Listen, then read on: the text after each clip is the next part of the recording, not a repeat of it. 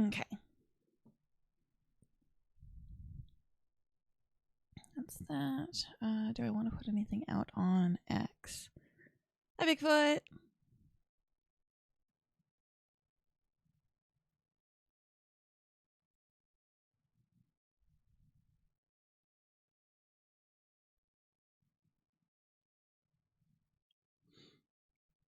No, I don't want to put anything out on X. Okay.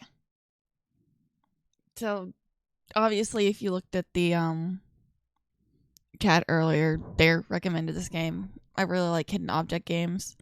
So, kinda ended up grabbing it to try.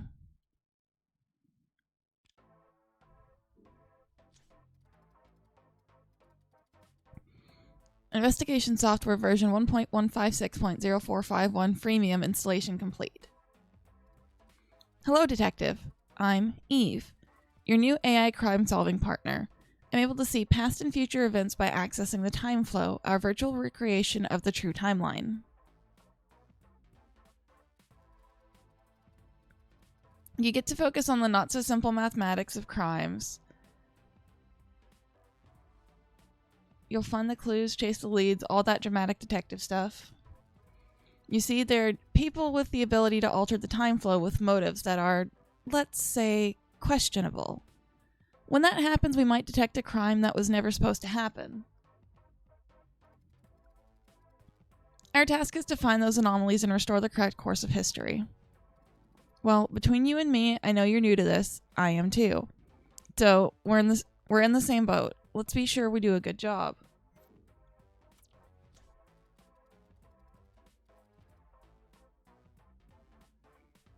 In order for you to learn the basics, we'll begin with a simulation. Press play when you're ready.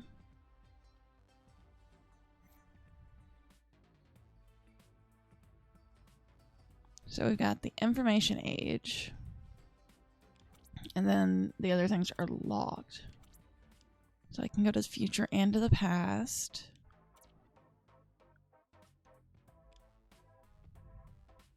Oh, that's the credits? Okay. Hi, Jolly. 2015.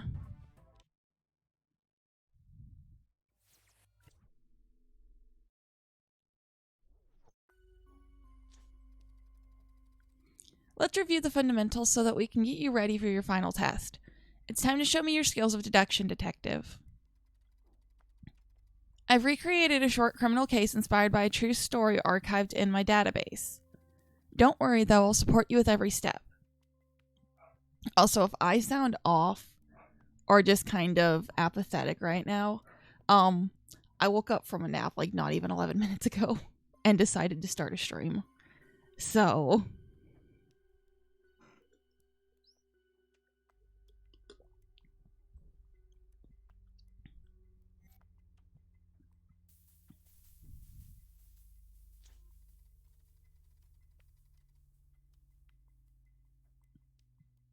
Good morning, Bigfoot.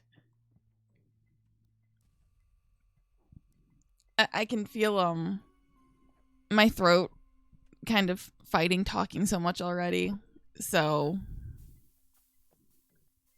here's our case. A mysterious thief broke into a fashion model's loft and stole one of her famous jewels. There's a catch, though. According to the true timeline, the crime hasn't happened. So, our task is to preserve the integrity of the time flow. To do that, we have to learn exactly what happened and find the right order of events. We can't interfere with the past, so we have to be sure our actions won't create further paradoxes. Find the crime victim. Tick 5. Oh god, there's so much to this. The first step in any investigation is to find the crime scene. Zoom in to get a close look at the map and observe the details better. So... Perfect. The best way to find a clue is to zoom in. So most of them are animal people. There's a human. There's a couple humans. Invent the toaster, ignore crime. No, thank you.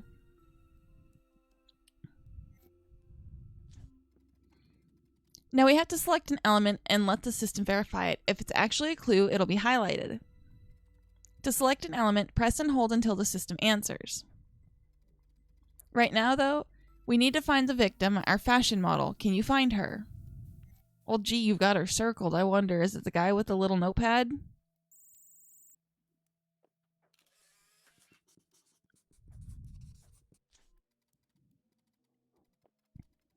Great job, detective. Here's our model. As you can see, she's reporting the theft to a police officer. Often, if you look more closely, you'll find more clues. She's pointing somewhere, probably toward her apartment. Let's see if we can find it.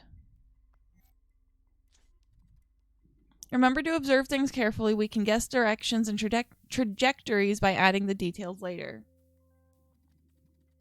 Try to follow an imaginary line from the model's arm. It will lead you to her apartment. My guy, that hand is anything but imaginary.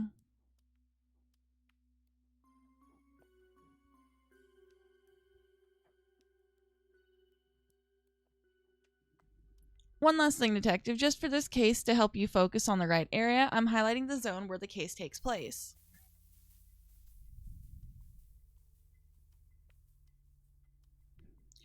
Oh, I can understand this tutorial being extremely straightforward for people that don't do hidden object games often. This just really feels like it's babying me.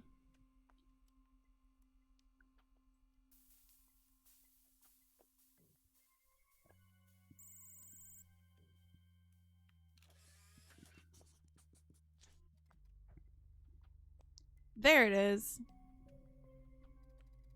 Everything has been turned upside down and the door is broken. The window's broken. Unfortunately, the thief is already gone. It will be almost impossible to locate a thief we know nothing about, especially in a crowd. Thankfully, my mainframe lets us examine the case from different points in time. Those points are called ticks, and they're frozen. Fixed moments in time. It isn't ideal, but a collection of ticks is our only way to experience the past. Also, how was work, Jolly? Did you have a good trip?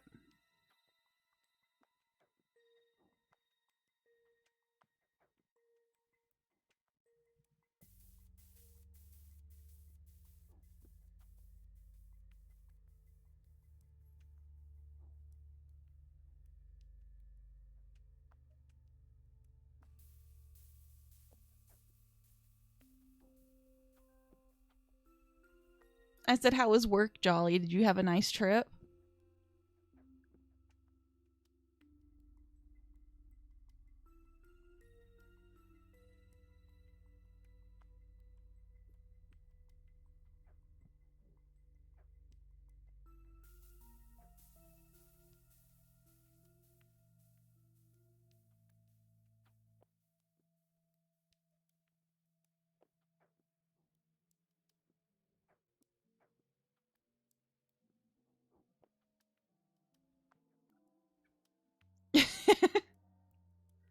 Yeah, but you've got your headset on, don't you? Or do you not have it turned on yet?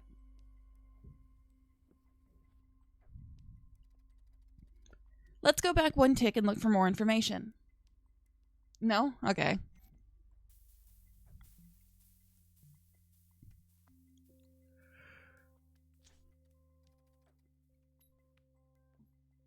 Done. Now we've gone back in time. As you can see, the whole map has changed. By moving back and forth in time, it's possible to observe the movements and actions in the cities of the city's inhabitants.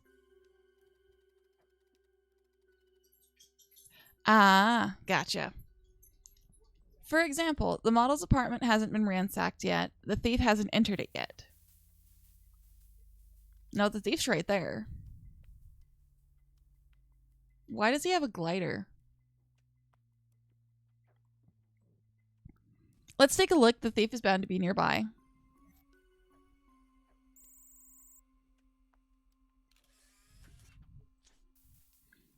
Good find. Well, maybe I was acting a bit too much the schoolmaster by creating this simulation, but you have to admit our suspect has burglar written all over him. What with the dark overalls, the balaclava, and the crowbar. He definitely isn't a heating technician. Let's move forward in time and see if he's really our thief. Remember, we have to be 110% sure of our theories before we take any action to restore the timeline.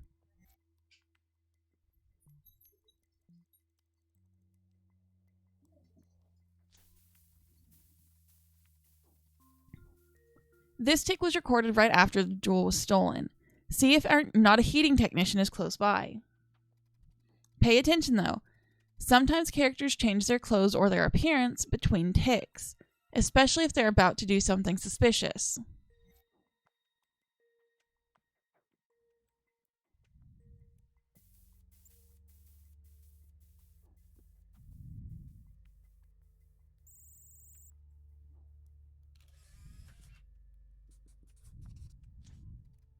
Found him. He's leaving the crime scene, and he's taken off his balaclava. Clever. Yeah, but it's sticking out of his pocket.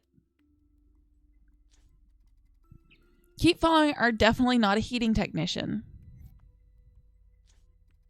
You can interact with me at any time if there's a light bulb icon. I have a hint for you.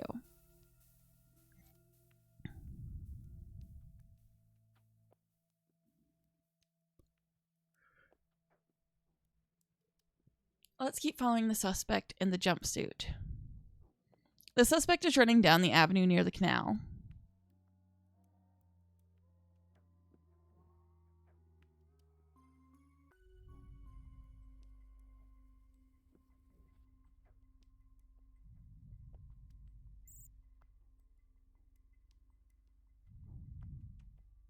Yeah, there's a cop. Oh, there.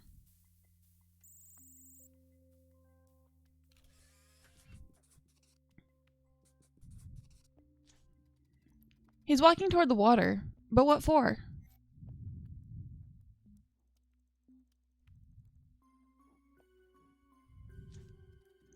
Detective, we need to continue the hunt for a suspect. Often the solution to an investigation involves chases and surveillance.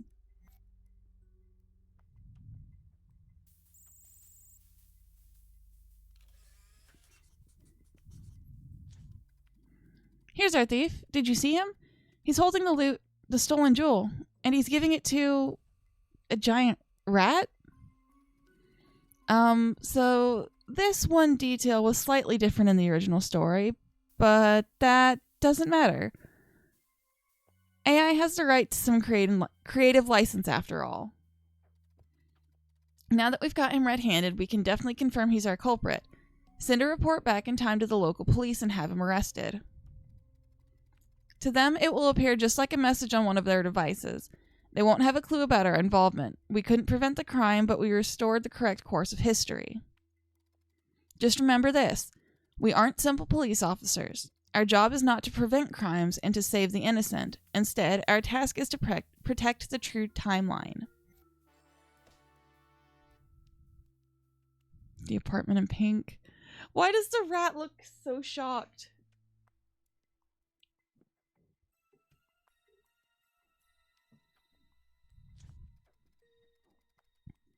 Great job, detective.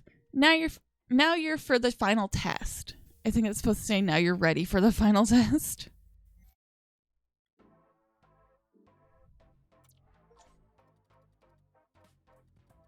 That was really impressive for a first try.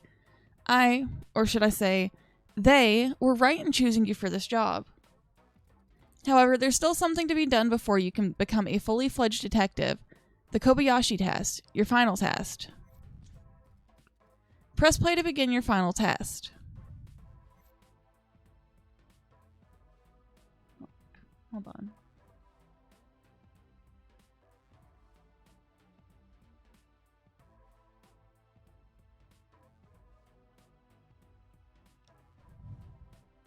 No.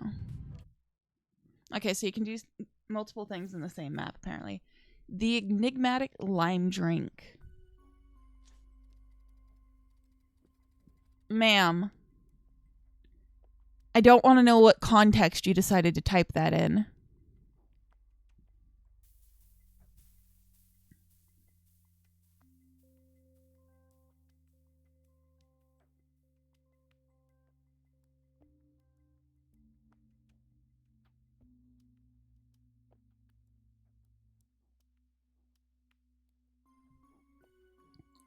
Detective, this is your final test. Prove your skills, and you'll be a full-fledged defender of the true timeline.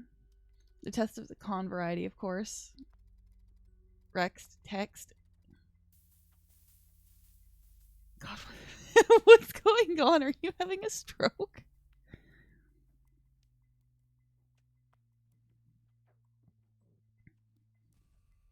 You'll face the reconstruction of a real case recorded in my database, a crime that should never have happened and was prevented by other operatives in the past.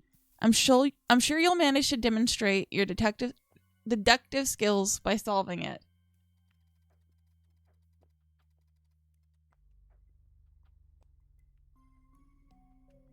A gruesome crime has been committed in the cloister of the city's ancient university. We have a lifeless victim. Find him. No, it's okay. Don't give up. We'll start on your mark.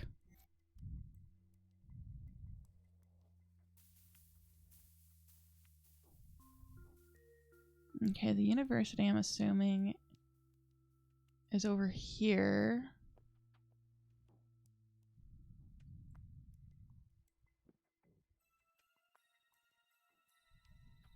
Oh, is it him?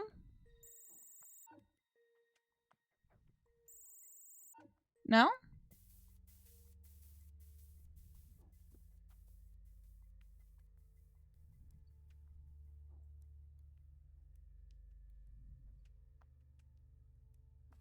Is this not the university?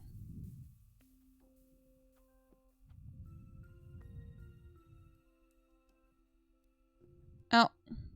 Well, that's a statue.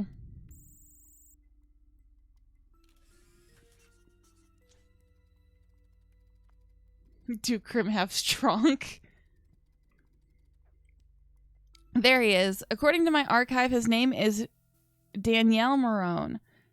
He was an archaeology professor and author of international bestsellers. His books, in less than a century, will be the foundation of a cultural revolution. We can't let him leave the realm of the living like this, not just for the sake of libraries, but to preserve the true timeline. What's that? Detective, check this out.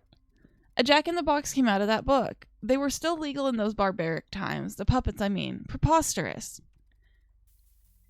When are they illegal? I want to know when they became illegal.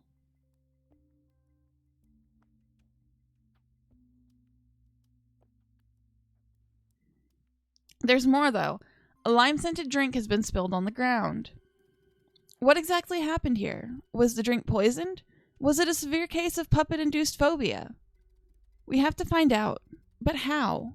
As your AI assistant, I'm equipped with cutting-edge subroutines and analytical tools, most of which can be used for free with your current subscription plan. Okay.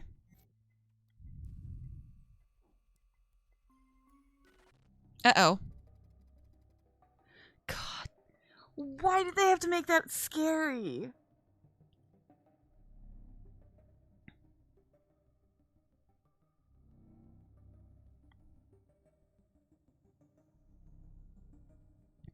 Universal biochemical analysis subroutine loaded correctly. Welcome to my world. Now you're looking at reality through my systems. This is how I perceive everything, even emotions. And, as you can see, no puppets. What a relief. I've activated a universal analysis tool. With it, we can extract biochemical and biometrical data from any crime scene, both from animate and inanimate objects. For instance, in this case, we can use it to determine if the death occurred due to poisoning. Detective, try your luck with the UBA. This is so weird.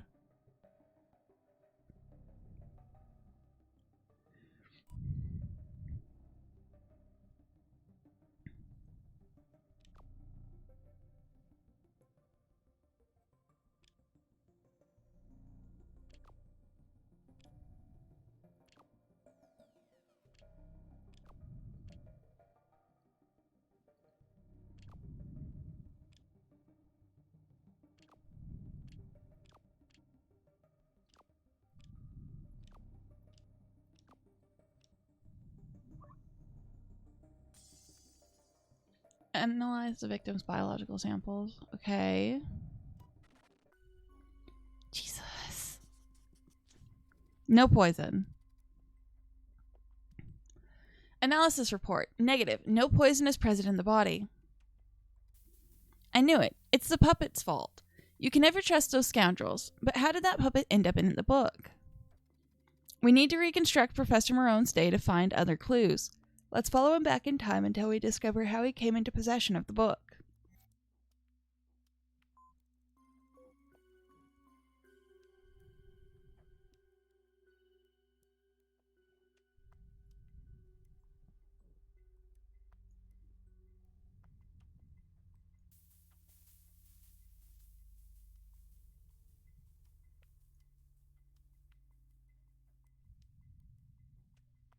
I don't want your hint.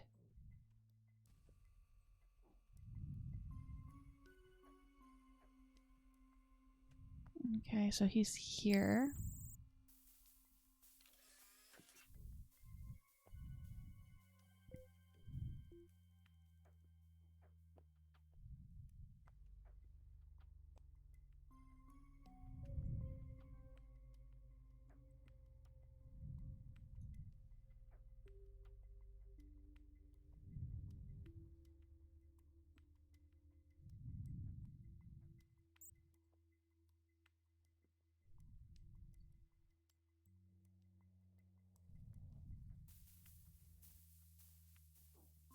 Got the drink, and I'm going to assume it came from over here.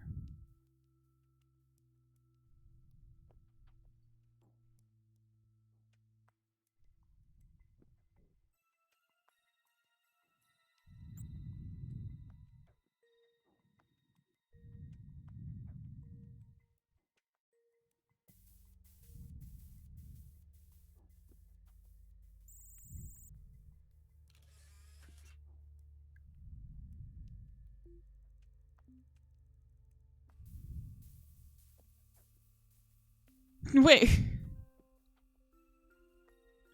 Are those Ninja Turtles?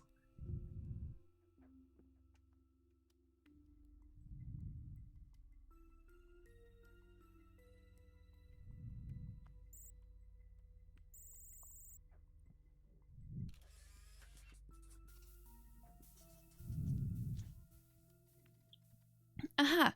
What are you thinking, detective? Yes, I believe you're right. If... I keep wanting to say Danielle, but I'm wondering if it's supposed to be pronounced Daniel. If Danielle obtained that strange book from this even stranger librarian, we may have found our murderer. We should investigate.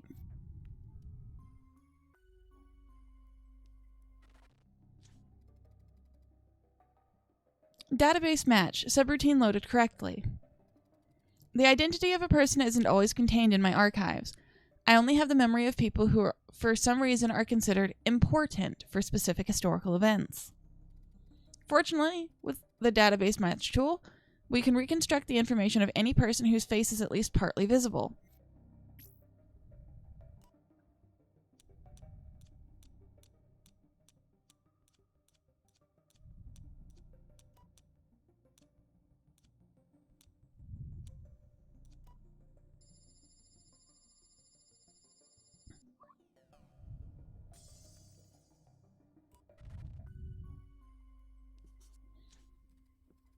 Umberto Ego? The heck kind of name?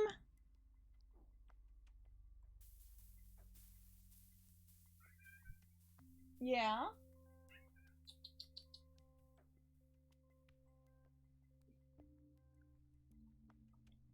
Good job. We now know the librarian Umberto Ego, a retired university professor who still collaborates with the library. He wrote a single book, an obscure and enigmatic text called Ra and the Pendulum. I need that book for Dima. I need that book for Dima.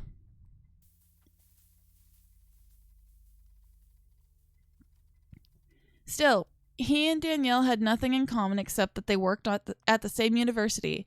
That isn't enough for a murder. I guess let's go back in time and see where Umberto got that strange jack in the book.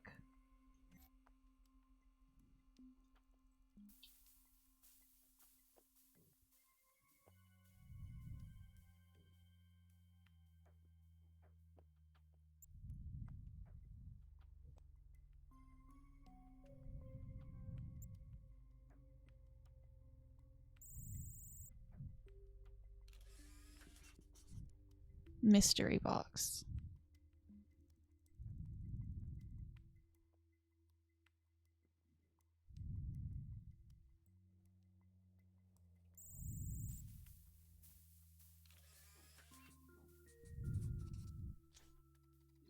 Finally, we have an interesting clue. Umberto is in front of a book delivery point, and he's picking up some to take to the stand at the university.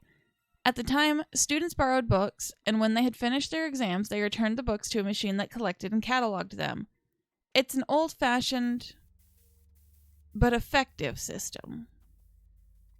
However, the most interesting thing is that it recorded the personal data of those who requested and returned books. Unfortunately, though, all of the recorded information is encrypted. Luckily, there's a universal decryption system in my toolkit.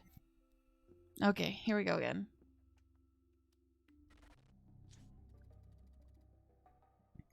Universal decryption subroutine loaded correctly. Detective, we don't know for sure how to translate most ancient texts and codes. For that reason, we developed the universal decryption tool. While it can't give you a literal translation of ancient writings, it can be used to decipher the general meaning of almost everything. Try it. And see.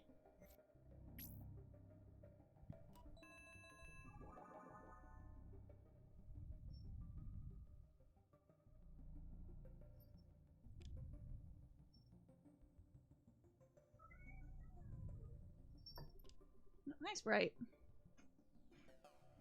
Here, let me move things so you're not knocking stuff down. Hi, buddy. Yeah, nap time. Huh? Nap time.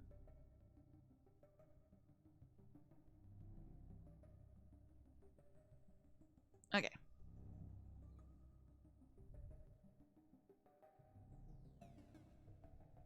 You might be my best bet.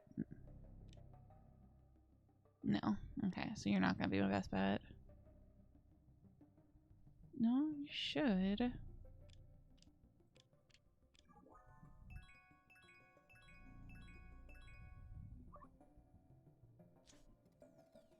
Here it is. The last student who returned the strange book was someone with the name Roberto Beniamino. Now that we have his data, we can trace the phone number and find out where he is. We don't even need tools because the 21st century smartphone was practically an open window into its owner's life.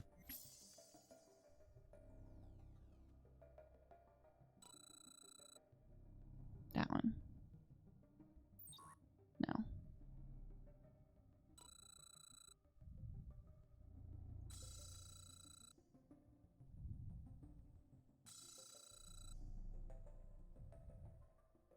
Okay, that's an interesting minigame.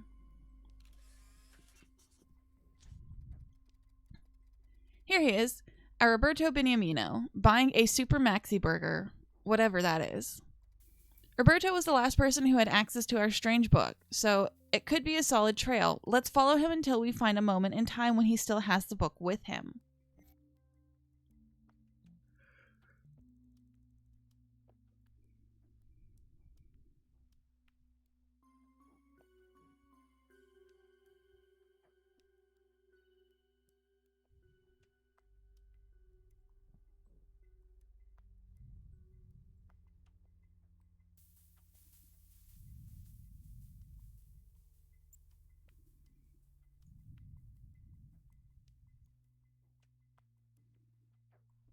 Okay.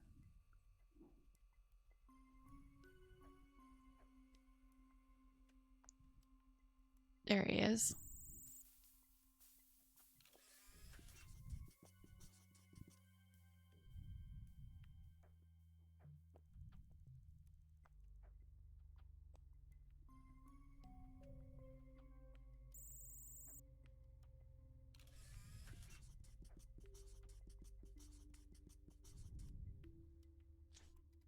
There. He must have returned the book. We have to go just a little further back in time.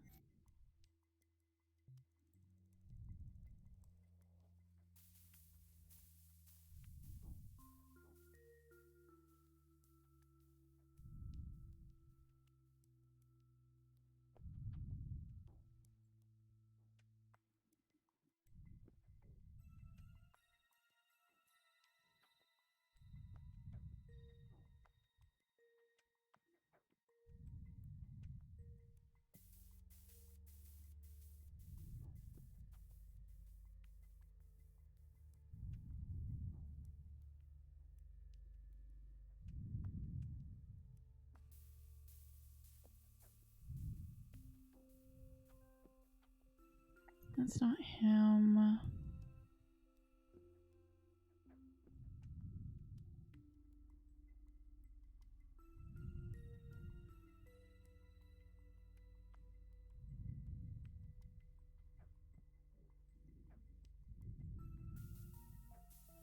What's going on with this little alleyway here? So many people have gotten scared or knocked out of it.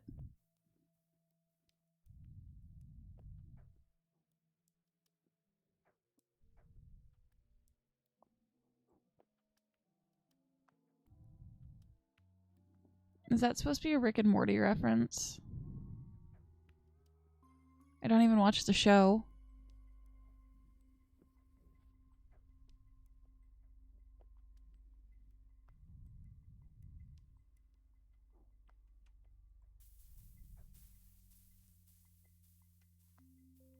Oh, there we go.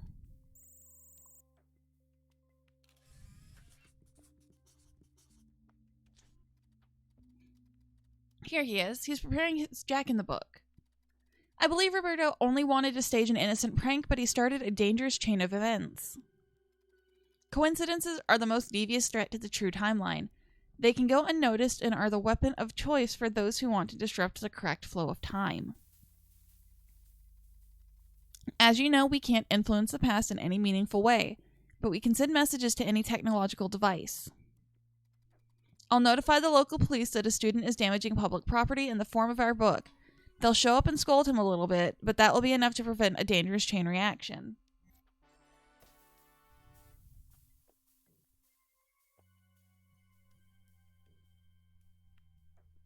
Comfy Sprite?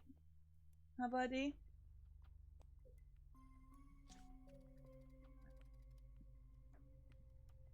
Detective, I'm proud of you.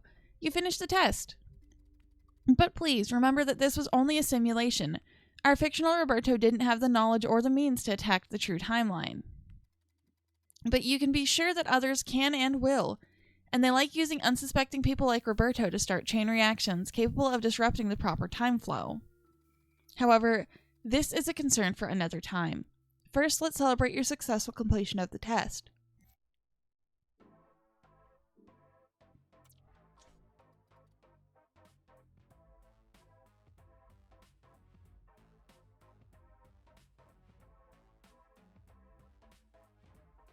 Detective, congratulations. You're now a fully fledged operative agent. I suggest that you relax a little bit. Disturbances in the true timeline are extremely rare. Alert! New Nexus event detected. Detective, I'm afraid your relaxing is over. A new Nexus event is corrupting the true timeline. What is the Nexus event? Alas, there's no time to explain. It's bad. Really bad.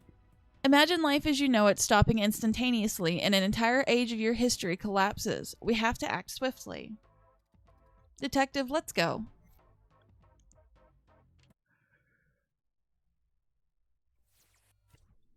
The Red Bloodstained Band. Is this the guy that got knocked out on the stage? Detective, pay attention, because now we mean business. This is a real case, not a simulation.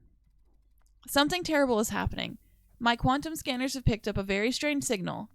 Records of crimes that were never supposed to happen are somehow forming within my database. We have to act. Oh, that's a good question, Detective. Why crimes, you ask? Well, altering the course of history through violence and deception is by far the easiest way because time tends to correct itself when it's given a chance.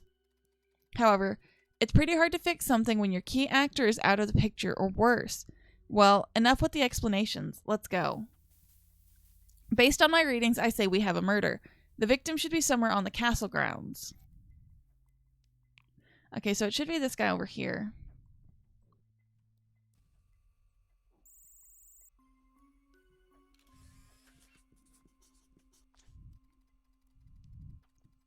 There's the victim beneath the fallen spotlight, Axel Blood, lead singer of the Blood Axels. He shouldn't have died on this day. Also, the Pizza Incident, their next album, will be a worldwide success. There are some absolute bangers on it. So let's get to work saving Axel. Have you noticed, Detective?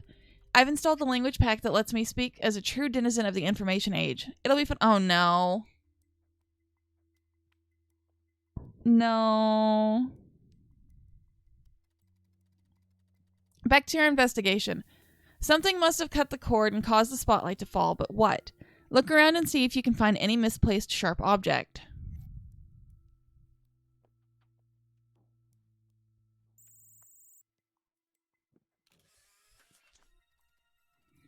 Ah, a bolt.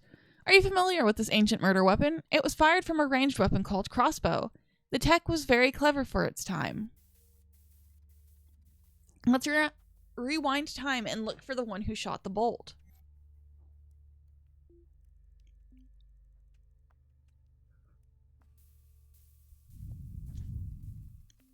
Before proceeding, because I have a feeling that to solve this case, we'll have to keep track of many notions, give me a second. Done. I've installed a new tool, the case journal.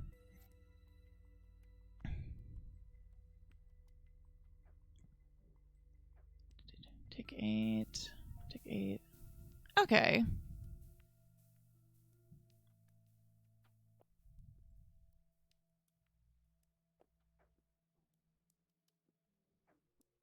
So it came from this direction. You. No, that's a normal bow, not a crossbow. You've got the crossbow.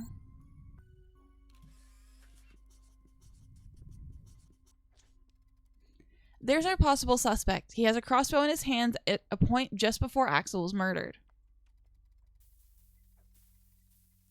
He's Oz Bones, a former member of the band. Officially, he left the Blood Axles due to artistic differences, but there was gossip about fights over royalties on record sales. Let's follow Oz to study his movements and the moments after the murder. We need to know whether he's linked to Axel's death.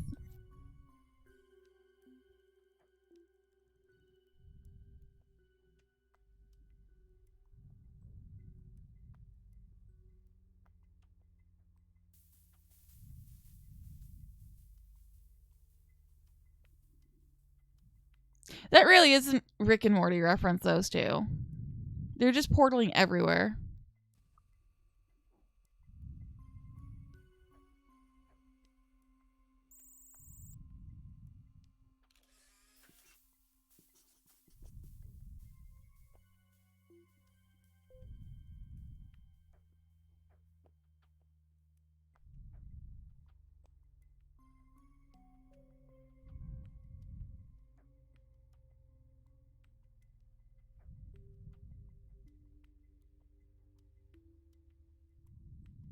Oh, they're there again.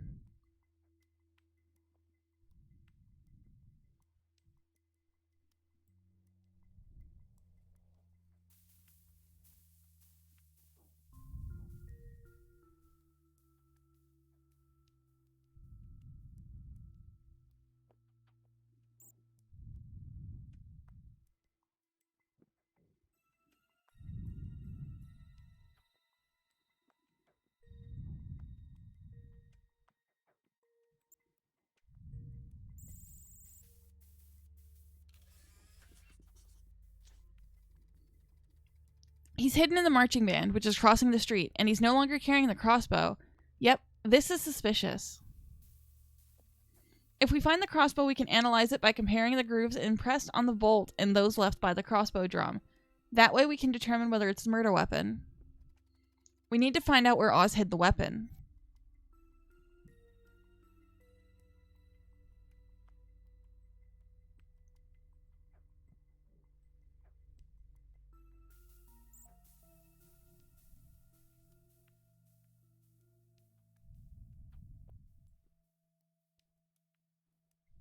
He's left his outfit there. What are the Ninja Turtles doing over here? There's a rat! This game has so many weird references. Okay, he went up this way.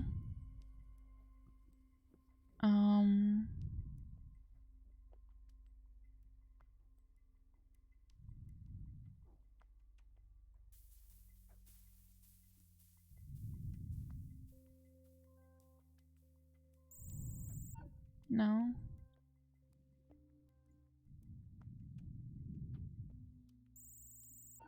No.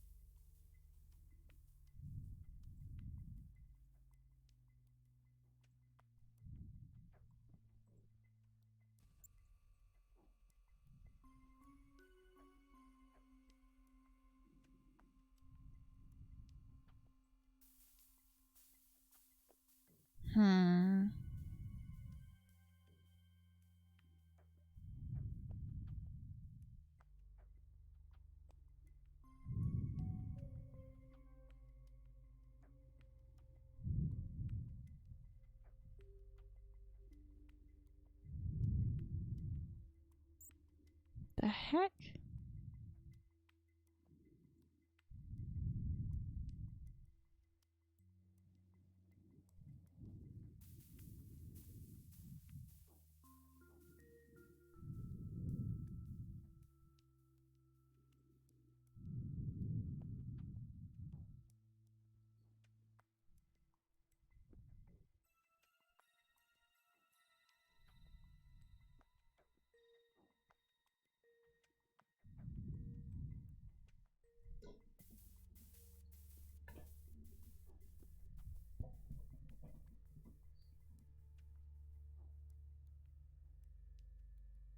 Oh, there it is.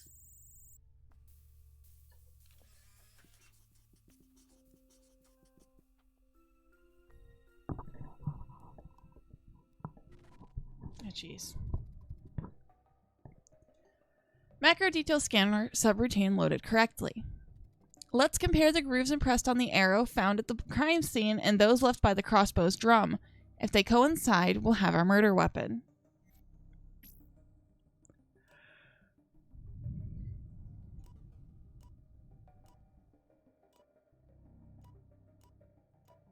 Okay, that one, that one, that one.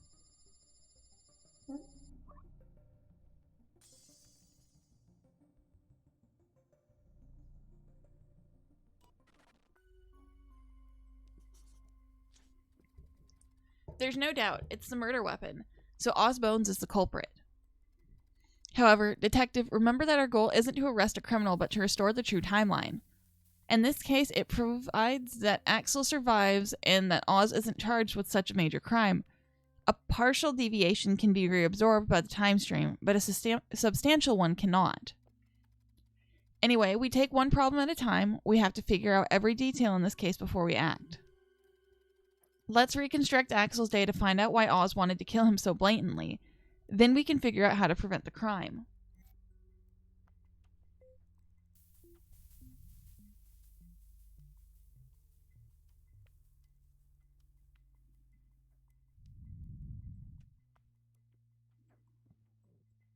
Okay, so he's not here yet.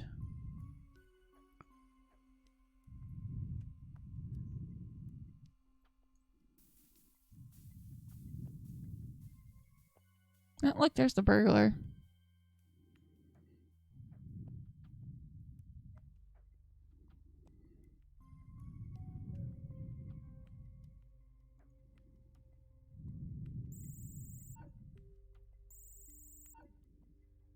Okay, there's Oz. The heck are you?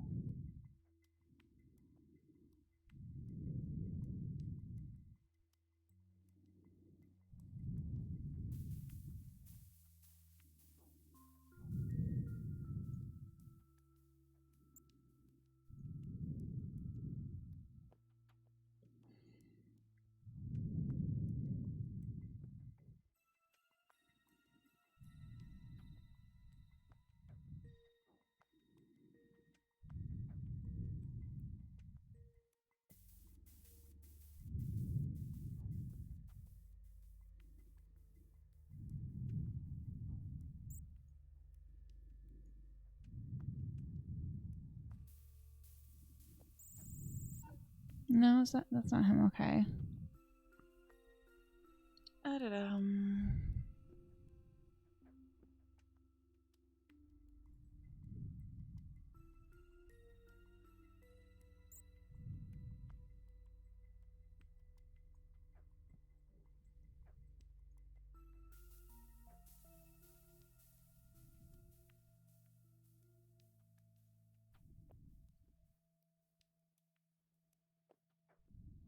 Oh, there's the turtles again.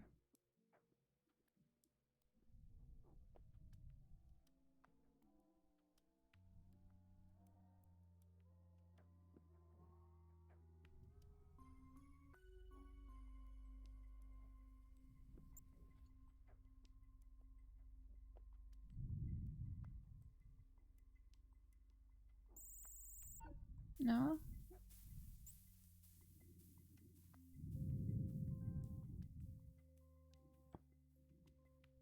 Finally used the hint. Hi, Rabbit. At the beginning of the day, Axel greeted his fans. Okay, so he was greeting fans?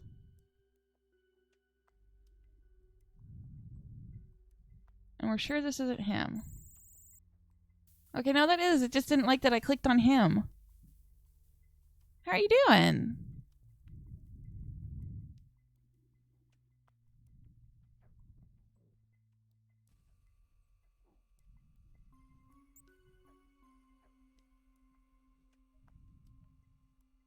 Okay, Oz is gone.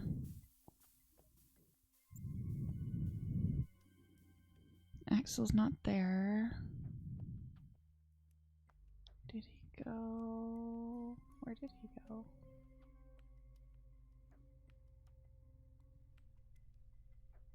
That's good. I should probably get food, huh?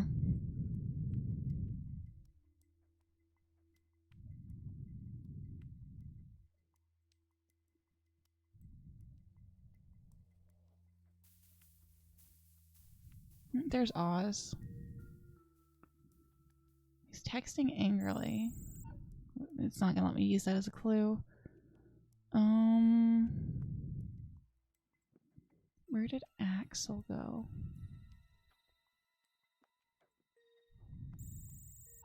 No, not you. Marching band. To be fair, I ate earlier. I just haven't eaten since I got up from my nap.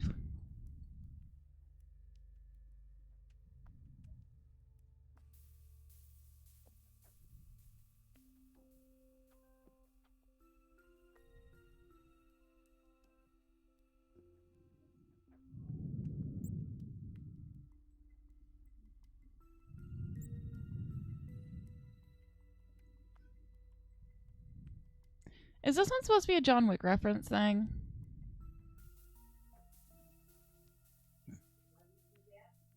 I'm not gonna eat the burgers now. I was gonna make something else.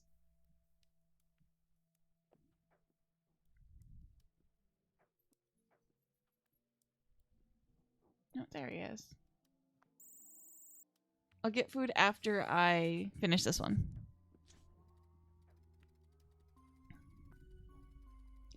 There's Axel. While the rest of the band was at the restaurant for breakfast, Axel was off to the side texting. He seems particularly upset. Who is he writing to? We have to get our hands on his phone so that we can read those messages, but we can only do it when Axel doesn't have it in hand. In fact, this is one of the precautions we'll have to take so that we don't inadvertently interfere with the space-time flow.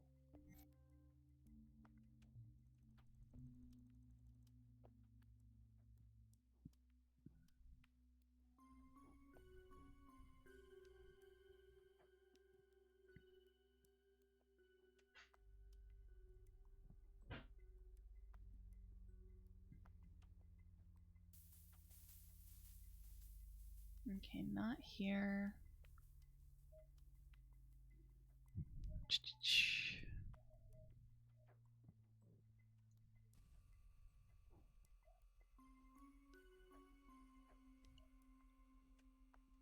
So we got food.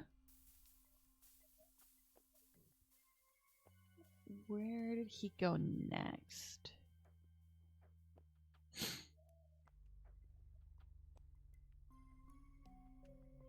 Yes, right? Good buddy?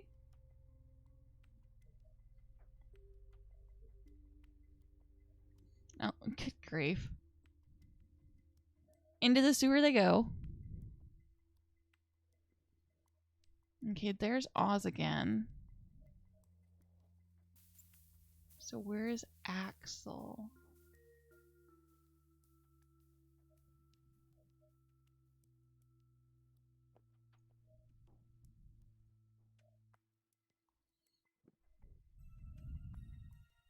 There.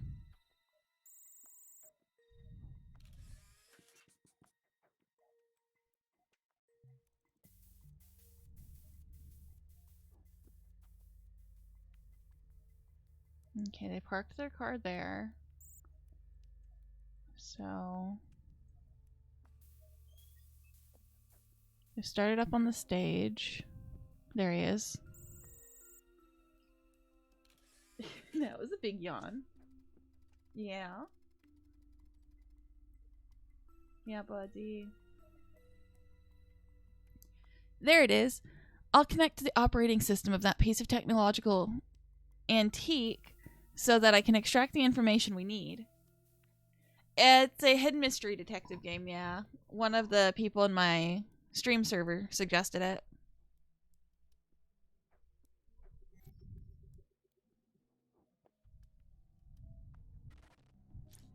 That gets me every time because I don't like the glitch. Macro detail scanner subroutine loaded correctly. First, we need to unlock the phone in order to access the data stored on it. To do that, we'll have to reproduce Axel's fingerprint. That one, that one, that one.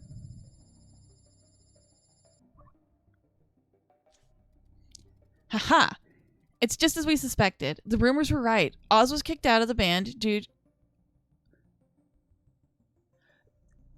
Some of the grammar in here is gonna really get me. Oz was kicked out of the band due to economic issues related to song copyrights. The last messages are full of threats. Hi, Munchie. The threats he sent are an act of felony. If we can link him to the messages, we can have him arrested for a crime less serious than murder. That should be enough to restore the true timeline. From the messages Axel received, we can extract the IP address and triangulate. Well, I'll spare you the technicalities. In simple terms, we can trace Oz's location. I know where he is. I saw him the entire time.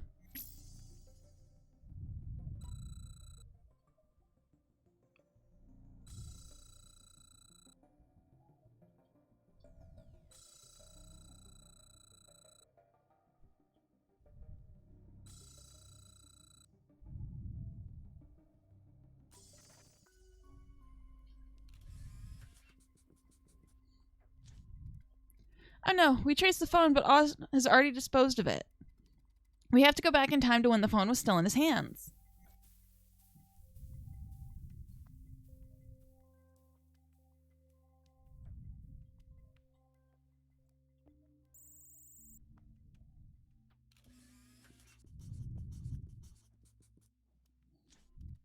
Bingo. Oz is walking and texting at the same time, which was then one of the major causes of death. That isn't our issue, though. The important thing is that he's using his phone. Now we can link him to the threats Axel received and alert the police, who can arrest and charge him. That way we'll prevent Axel's murder and simultaneously get Oz a lighter sentence than one for murder would be. Great job, detective. We've solved our first real case. We should celebrate.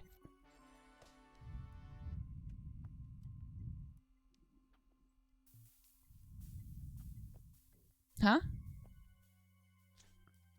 Hey, wait. But what? I'm getting some weird interference in the flow of space-time. It's as if something is distorted. We need to check this. It could be a malfunction in my system, or it could be something worse. Is it the weird thing that was playing the triangle by Oz? The distortions in the time flow seem related to Oz bones. Is this a coincidence? Well, coincidences are our worst enemy, and this has to be connected to the murder. Find Oz bones. He's over this way at a table.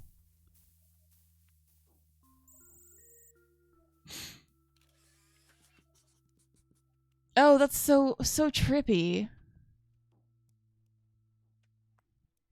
There's Oz, but what? Have you seen it too? Are my sensors acting funny? There's a person next to him, an intruder who seems to come from, well, from outside the time flow. I can't stabilize the image because it disappeared when my system tried to pull information from it. However, traces of his intervention remain in the time flow. Watch Oz carefully. The anger he feels isn't natural. It must have been caused by the intruder. These are all questions that we absolutely must answer. However, first we have to file the case and go back in the main screen of my system. There we can continue this discussion.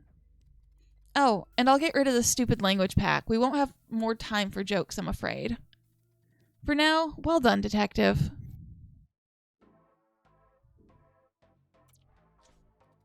That was unsettling. I have no record of a similar entity in my database. We're facing something completely new. So, I'm afraid this will be a long, complex mystery to solve. Let me install a little upgrade. Oh, geez. Done. I've added the details about the strange happenings surrounding the last case on the board. We still can't grasp the nature of that mysterious figure, but at least we have some understanding of what his powers are. I suggest that we call him Rage for the meantime.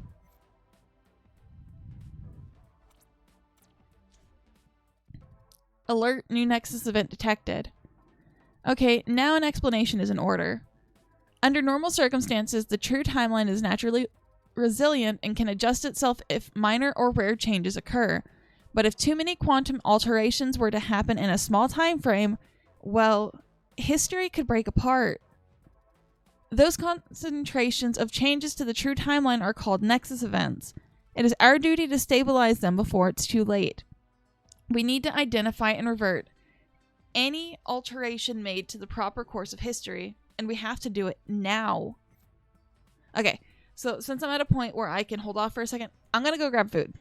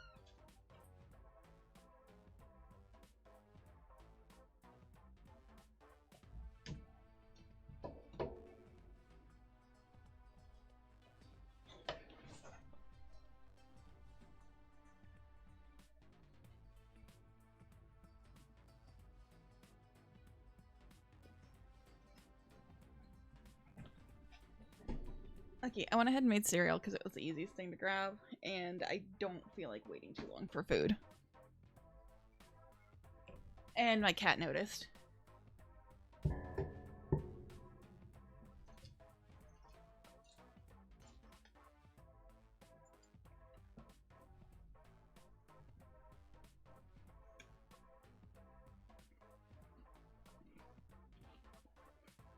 Yes, I got cereal.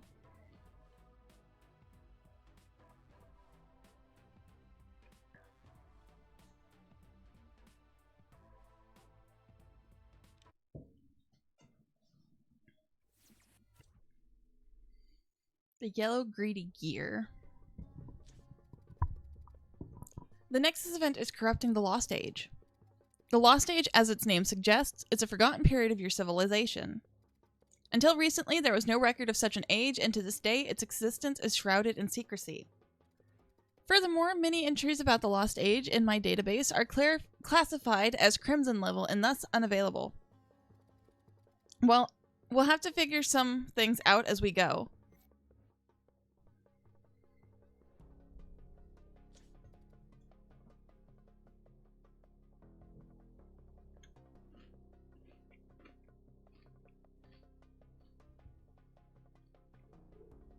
Here we are. The Lost Age.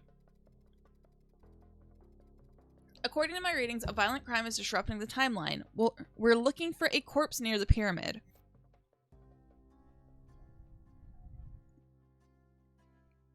I'm assuming this is the pyramid. That looks like a shady deal. No, they're just painting nails. Never mind.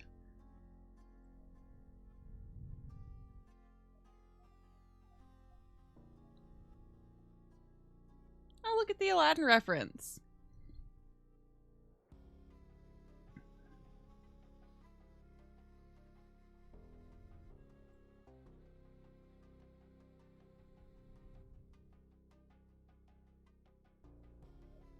Or is this the pyramid that's still technically being built? Going to assume this is the pyramid. Oh, is that the body? There, under the boulders is our victim. I detect traces of impossibility. This wasn't supposed to happen. We need to learn how this event came to pass, prevent it, and find more clues so that we can understand what's going on.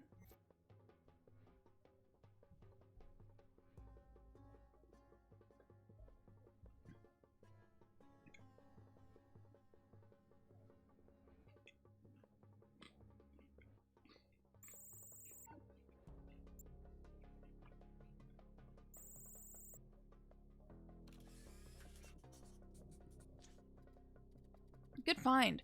Clearly the winch broke and the boulders fell, crushing our victim. Can you see those tools near the winch? Someone was at work right here. Maybe we can see whether the machinery was sabotaged. Please wait a moment while I load a subroutine that will highlight structural failures on pieces of machinery. We need to determine whether the machinery was sabotaged.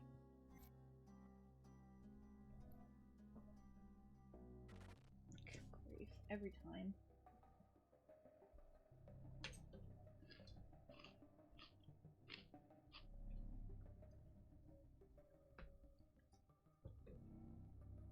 Macro detail scanner loaded correctly.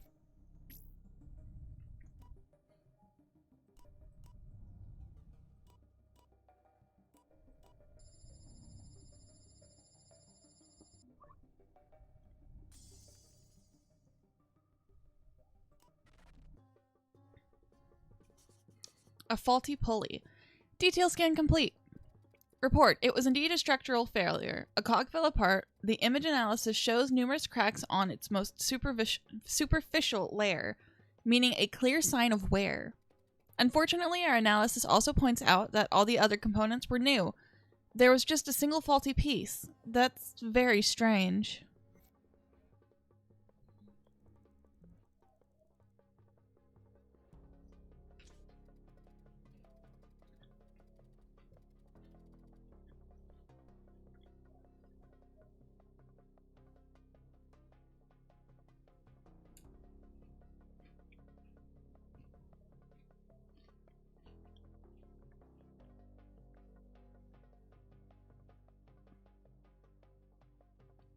I've taken us back in time. Remember the tools we found near the pulley?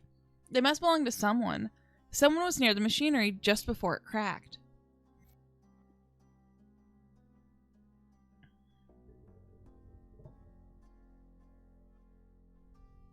Him. No?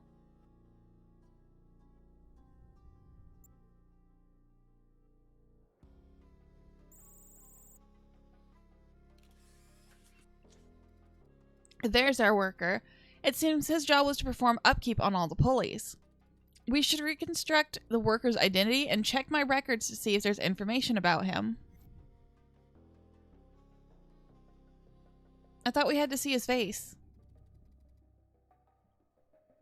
Database match subroutine loaded correctly.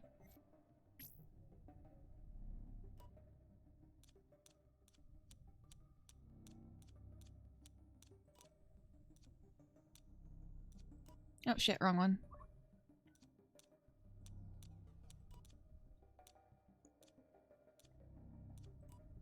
I forget there was an extra one to it now, not just 3.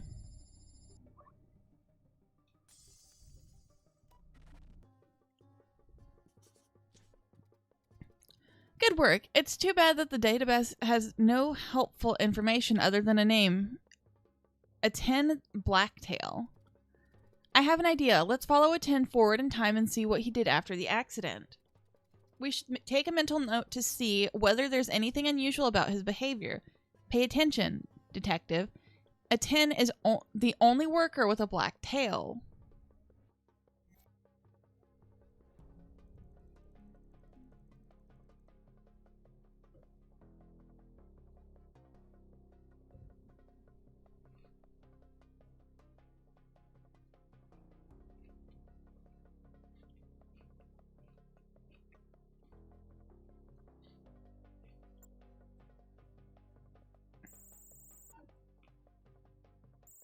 No.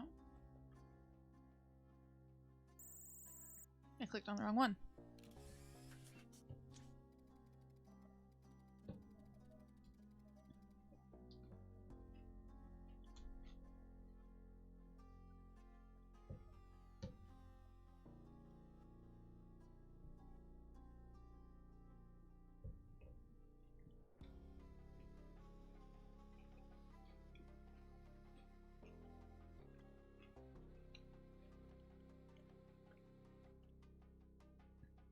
He's handing the receipt to the chief worker. He's probably trying to prove his innocence by pointing out that he bought new parts for the pulleys as he was supposed to.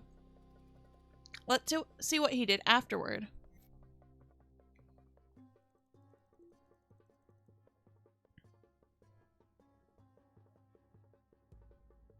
I found Jafar. What's with the little robot?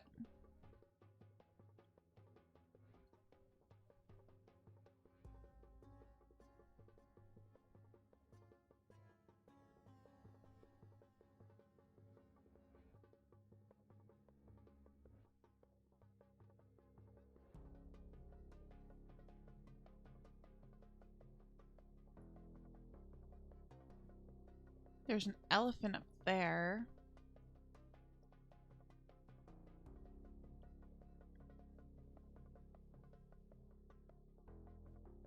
Where did he... Okay, he was here.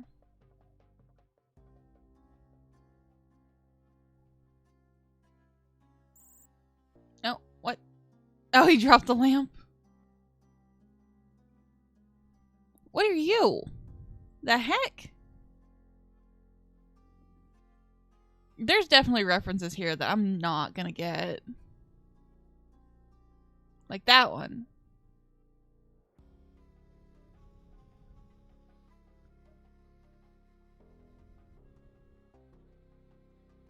Okay, where did a 10 go?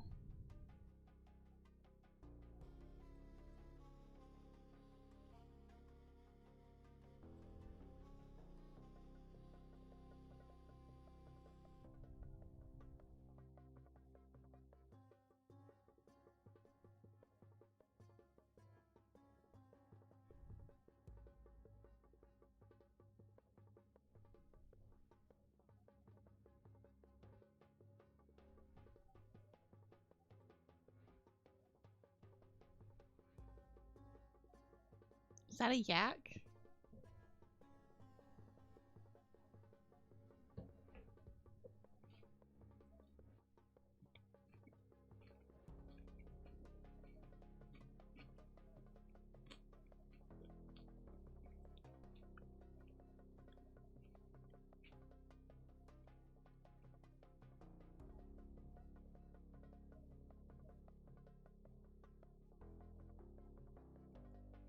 Surely he didn't go back to work.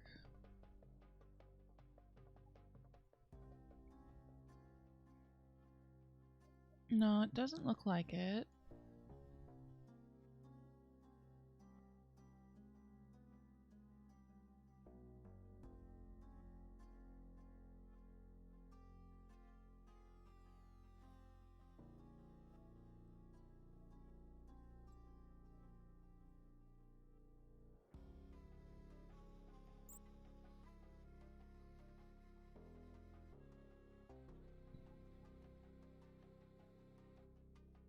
Okay, he's there. The closest teleport gate is the Sun Gate.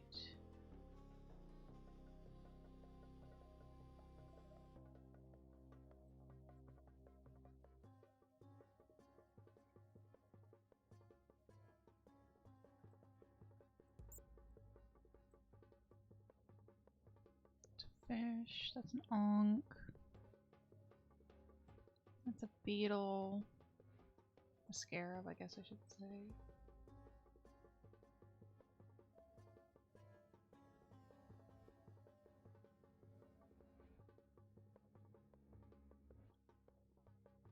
Oh, the knife. That one's an eye. That one's a central gate, it looks like. That one's a cobra. That one's water.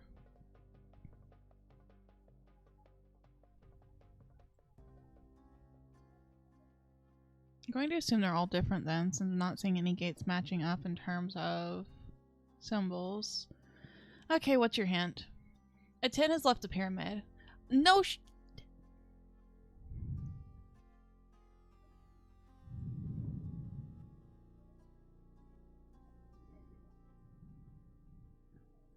Oh, there he is. Jeez, I'm blind.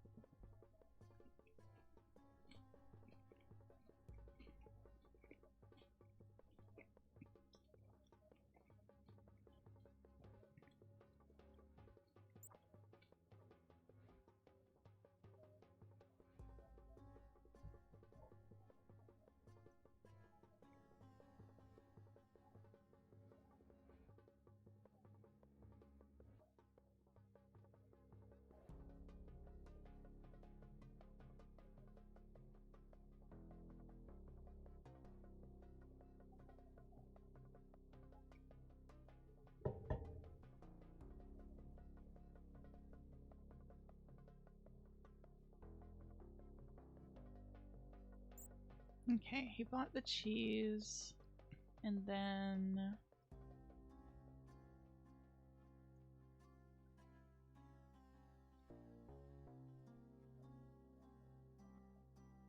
Did you steal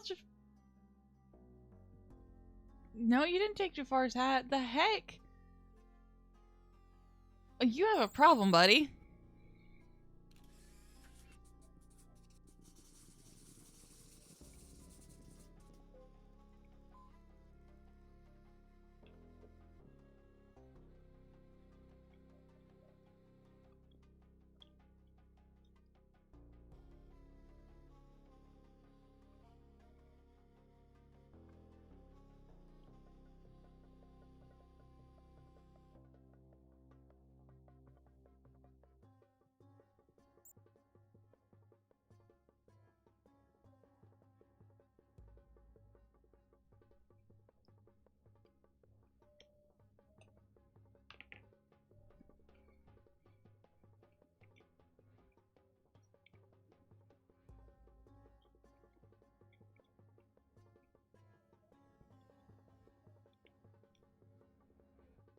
There he is.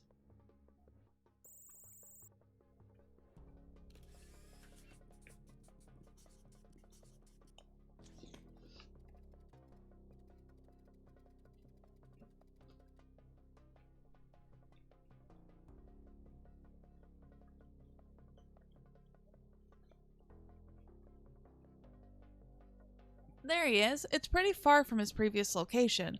No doubt he used one of the glowing gates. They were a wonder of the lost age that could instantly transport anyone from one gate to another. Because their purpose is to travel between locations on Earth, they called them Earth Gates. It was a very useful technology for them. For us, though, they're a real problem. It's a tall order to find someone in a city where he or she can move from one place to another quickly. Anyway, back to our investigation. What's that? A pet crocodile? Is he really buying the most exclusive animal of the Lost Age? A symbol of power and status favored among those blessed by the Eye of Ra? Wait, I may lack proper empathy and some other basic human features, but I'm pretty sure that workers during the Lost Age were generally unable to afford such luxuries. The cheese, the quirky headdress, the pet crocodile. How did a tin get so much money? Let's try to reconstruct a tin's day from the beginning.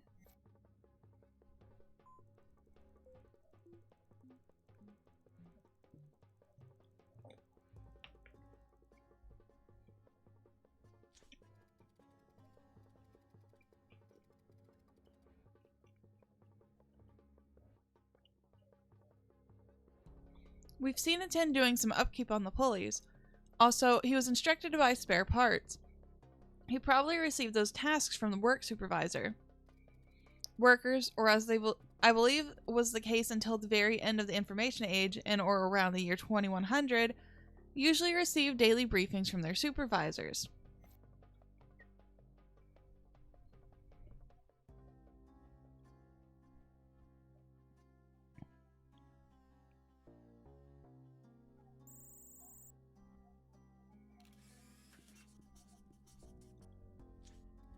There. As we suspected, the work supervisor gave a tin a list of parts to be bought and the money to do so. Let's see what happened next.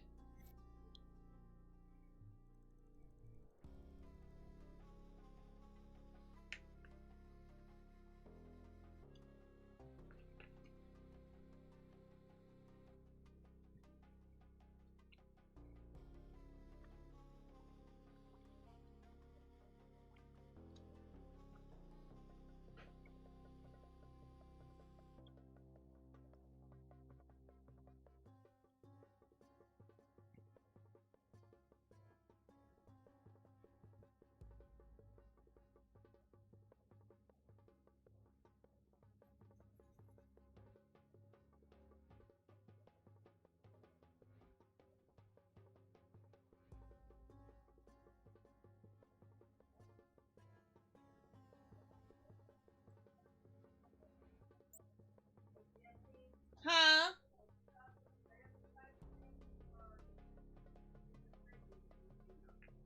Okay.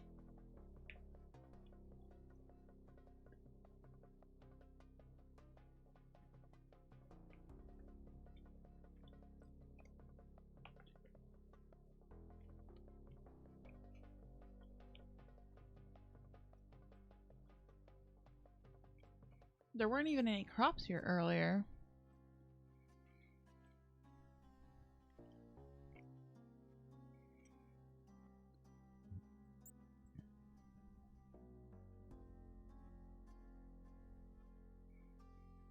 Okay, he had to have teleported to some gate.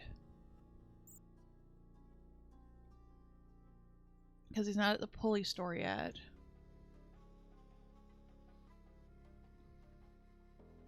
There he is. Oh, he got some janky parts?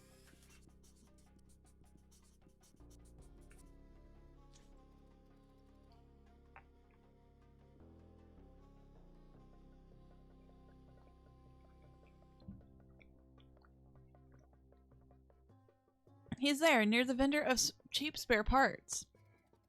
Wait, something is off. I can clearly read a temporal fluctuation. The timeline is incredibly frail in this particular tick. Look, in our image, the vendor's face is missing. She isn't real.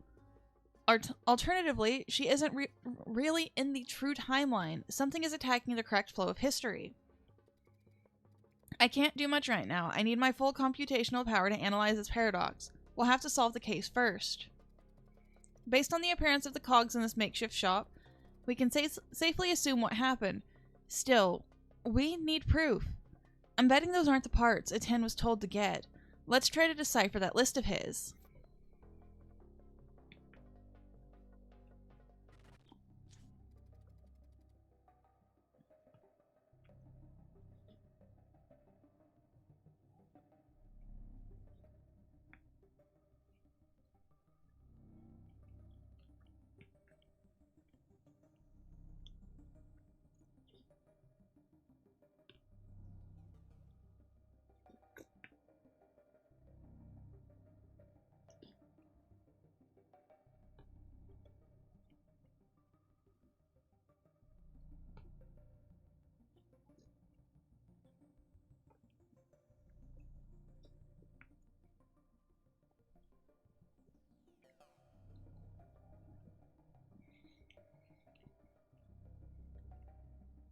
Okay, serial's done.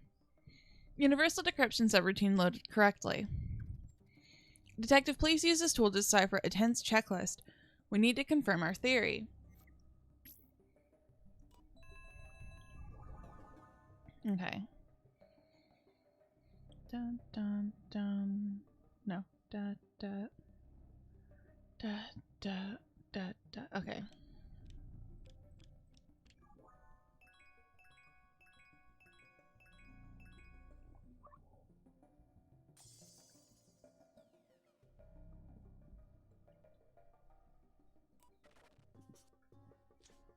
Greedy Aten.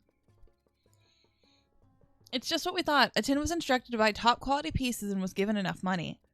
Detective, do you see what happened? Something is trying to alter the proper course of events for unknown reasons. To do so, our foe doesn't act directly but tries to enable subtle changes that will cause ripples throughout the timeline. For example, something took the semblance of a cheap spare part vendor, in this case inducing Aten to cheat his work supervisor. He bought an old cog for nothing and kept all the money to purchase luxury goods. However, we can't interfere with history and stop Aten right now because he still has to commit a crime. In any case, he somehow forged a receipt in order to secure an alibi. If we can get a glimpse of him doing that before the accident, we can have him arrested for fraud and prevent the accident from happening.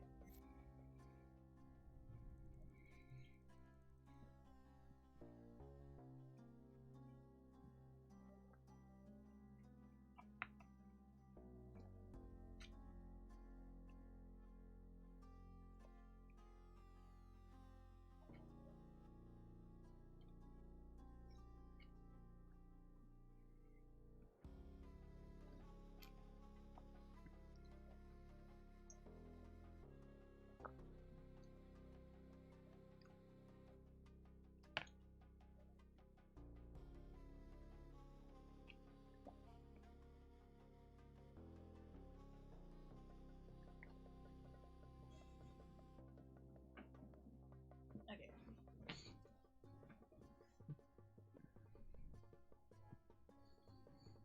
So he was here. And where did he end up going? There.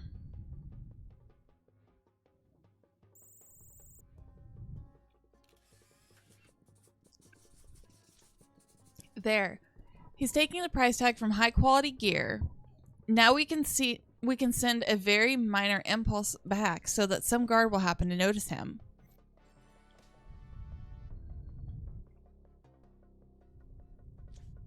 Still, I wonder what will have changed history. Was it the death of an unknown worker, or Aten posing as a master blessed by the Eye of Ra? Anyway, good job, Detective. You solved this case. However, I'm afraid it will be the first in a long series. Let's return to the mainframe and analyze a little bit of the data we've collected about our elusive foe.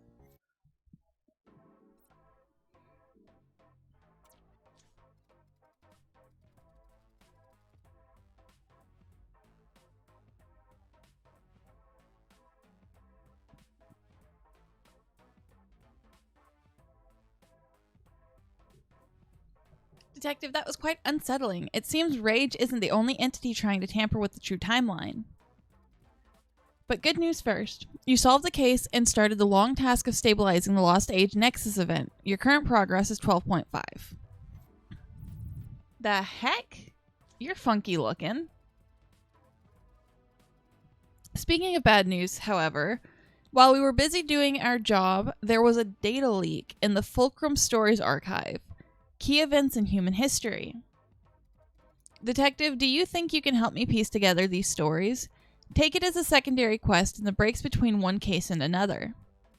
Thank you. And now, back to more urgent matters.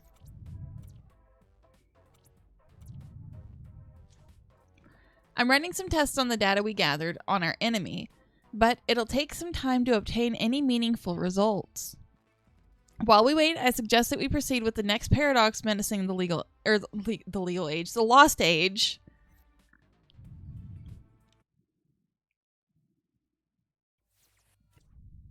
The brown billy goat?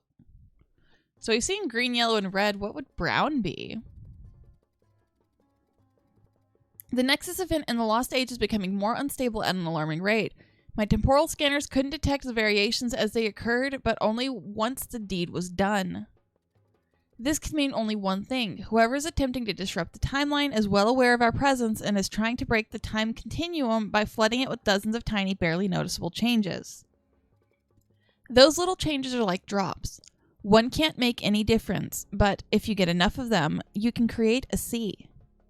Detective, I can see temporal fluctuations on the North Market Street. Something happened there.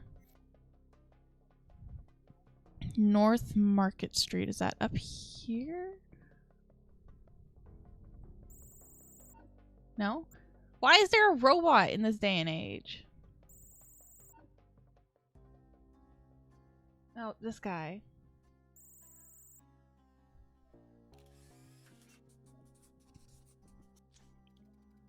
Shoshan. This stall was destroyed entirely, as if an unstoppable force had run through it. Was it the yak? I know there was a yak. The merchant appears to be desperate. Let me load my subroutine so that we can see if there are any details about him in our database. Error. Access denied. Data about the subject, Shoshan, is classified. Crimson level clearance is required. Oh, well, it was worth a try. At least we know his name now. Well, let's see if we can access the nature of this unstoppable force.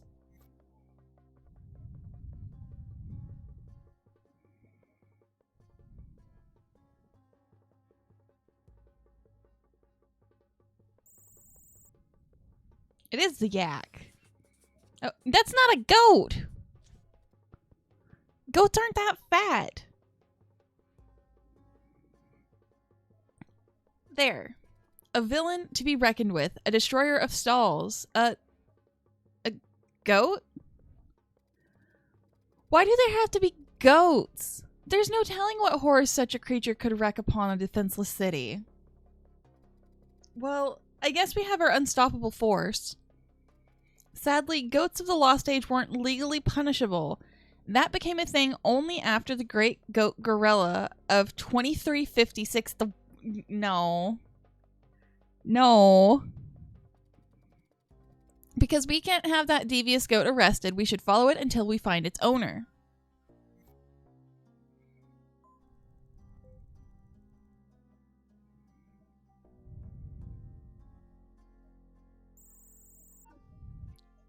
Different goat? Different goat. Or is that supposed to be a cow?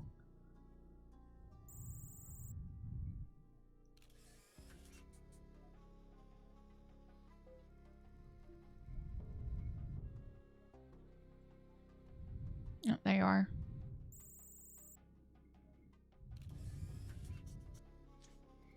There. That man is foolish enough to hold the goat in his arms. Is he its owner, or is the goat really the master? Let's find his identity. Hoping we have enough clearance this time.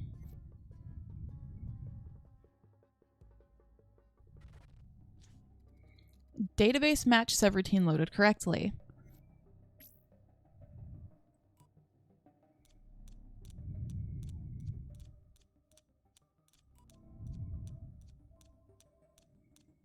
Why is he so angry looking?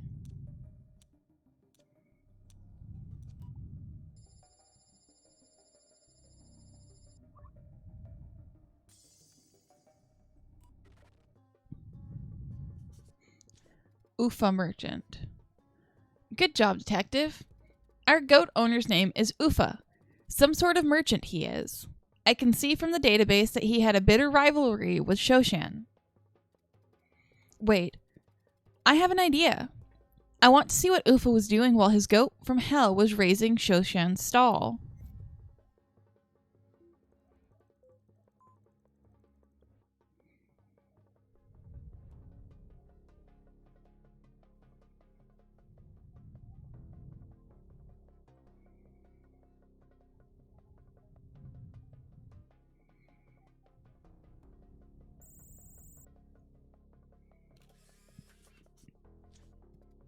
Look at him.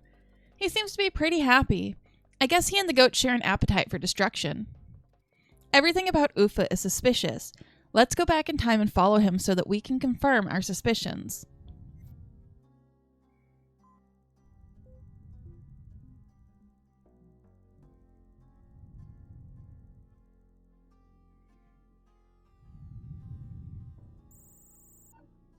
Okay, that's the goat. Is this Ufa? No, Ufa's not getting knocked down by his own goat. Where is Ufa? There. Is that him? No, that's not Ufa.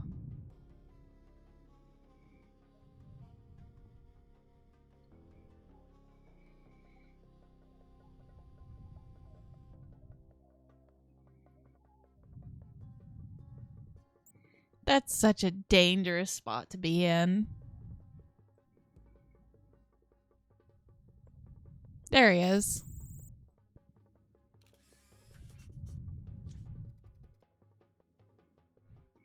Ufa was arguing with Shoshan. By the look of the stone behind them, the two had an ongoing challenge. It was called Koptelsen, and was quite a popular game between merchants of the Lost Age.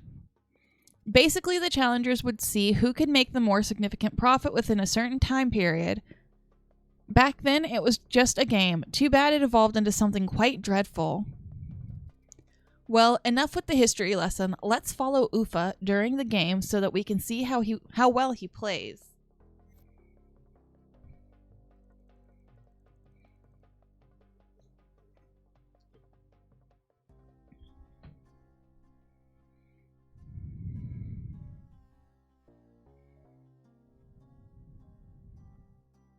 He wouldn't be over at the pyramid.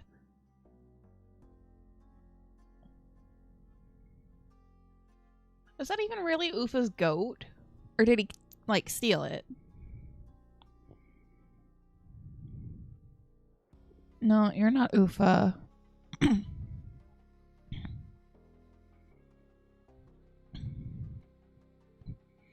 There's Jafar.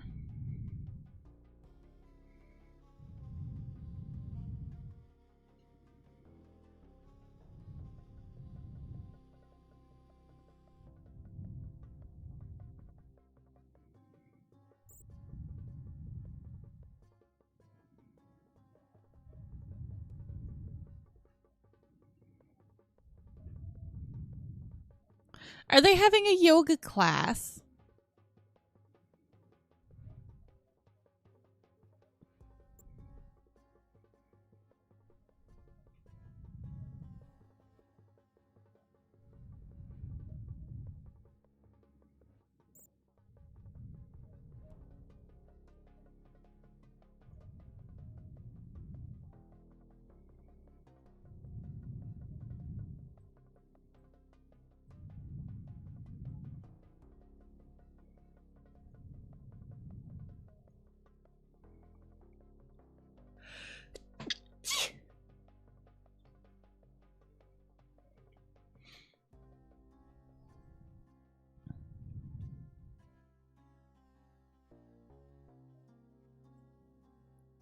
There he is. No? Are you not Ufa? No, you are Ufa. Thank you, Bigfoot.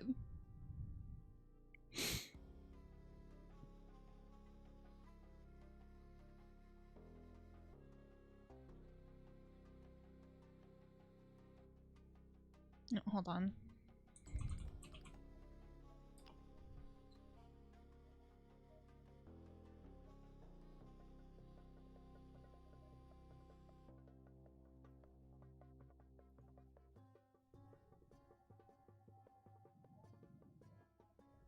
Is Nightbot acting up? Nightbot is acting up.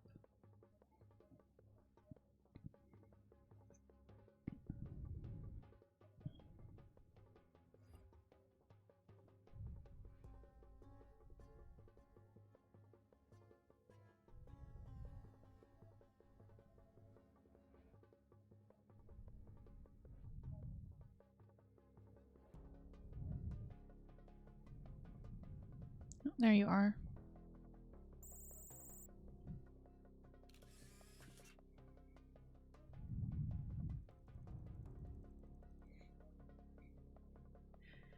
You're not the best merchant, are ya, Ufa?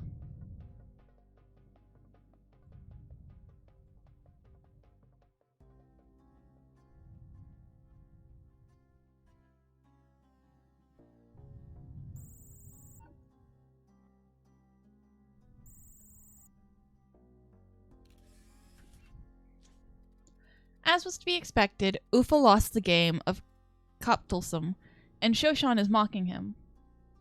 As is his right. Usually those challenges include a wager of some kind. I believe we should decipher the stone tablet so that we can learn the full rules of Koptulsum. Why do I feel like it's just an off way to say capitalism? Universal decryption subroutine loaded correctly.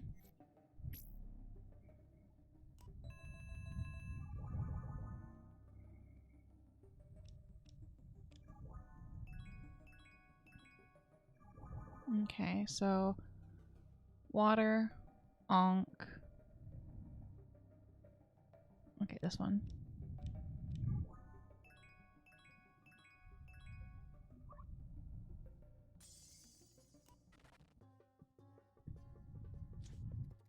The stone tablet is crystal clear. The loser will have to give his stall to the winner. Ufa has just lost everything. I must admit, he seems like a nice guy despite his love for goats, and he doesn't deserve such fate. Not in this ruthless age. Even so, he likely never had a chance or the courage to seek revenge on Shoshan in the true timeline. It often happens that way.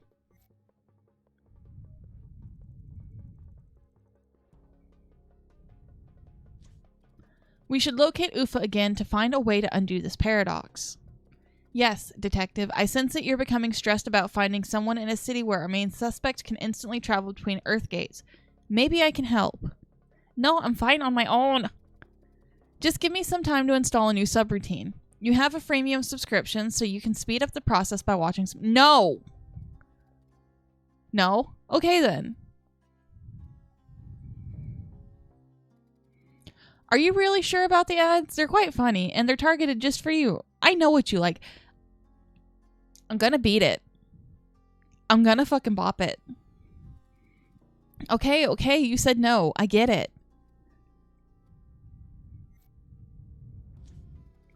Installation complete.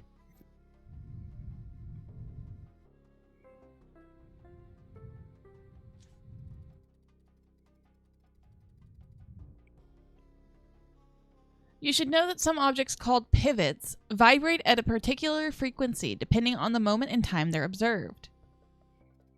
Studying these objects makes it possible to represent a period with a melody. However, by touching these pivotal objects, it's also possible to get an indication of the proximity of distortion in space-time. It's easy. Ice means far, and fire means near. Try it.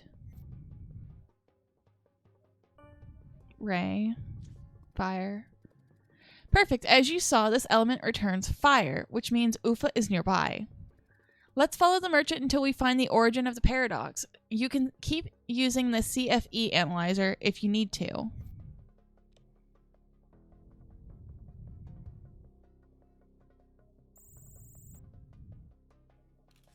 What is that guy doing?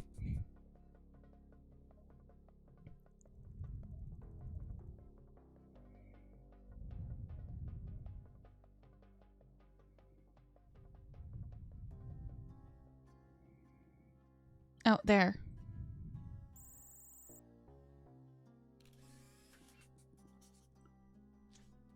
Detective, can you see it too? That's the entity we called Rage. So it was his intervention that turned Ufa's frustration into a fit of anger strong enough to push him toward vengeance. As I suspected, our foes are attacking the timeline by orchestrating several minor changes. We can't let this happen. We know what Rage's powers are, and Ufa is in the throes of an uncontrollable fury because of him. We need to find a tick in time when Ufa is committing a crime so that we can have him arrested.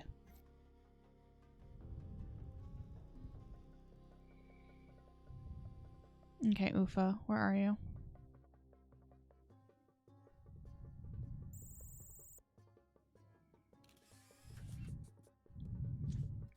There. Fantastic work, detective. It seems that our goat owner was a goat thief. Ufa stole the goat from this pet shop and unleashed its hellbound rage on Shoshan's stall. I know it was fun, but we can't let it happen. The timeline is at risk. Because we've just seen Ufa steal a goat, we can alert a guard and have him detained for rustling. That way Shoshan's stall and fortune will be safe. I'm sorry, detective, but the right thing to do isn't always the easiest one.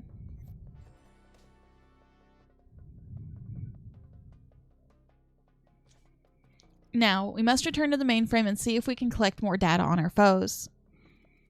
As usual, detective, good job.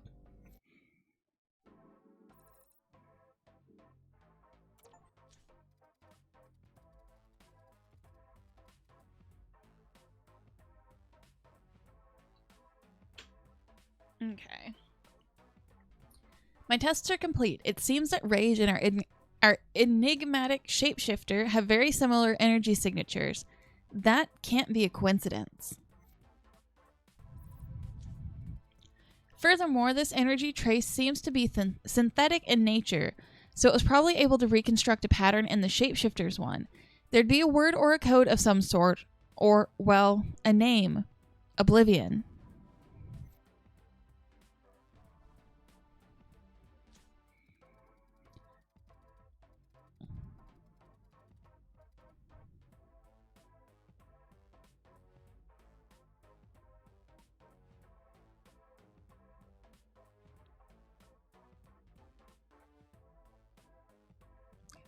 I'm afraid we're out of time. I'm picking up a very strange signal from the information age. It's something I've never seen before, and by I mean the collective database of this agency. We have to hurry.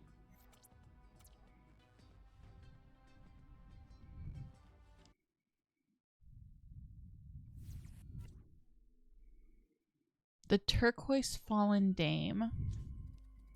Detective, the readings I'm receiving from the information age make no sense. As usual, we have a crime that shouldn't exist, thus leading to a paradox. But then, well, then my access to the timeline for this age is blurred. As if it's slowly being severed from the quantum continuum, or if my scanners are being hacked. We have to hurry.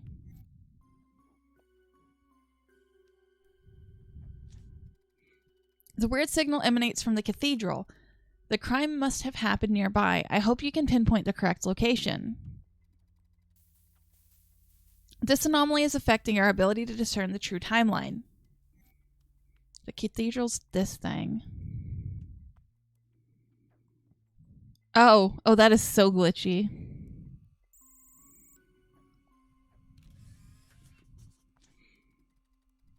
A statue has fallen on a tourist, but no one is around. I could almost consider this an accident if we weren't facing malicious entities. Something is going on. I can't fully access the time stream data of this particular tick. The reality of this moment in time is distorted. It's impossible. Nothing should possess this kind of power. Well, nothing but...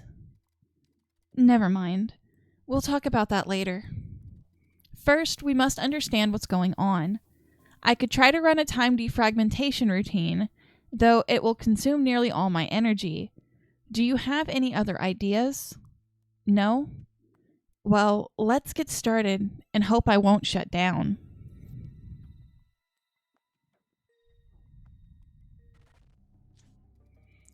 Time defrag subroutine loaded almost correctly. Almost?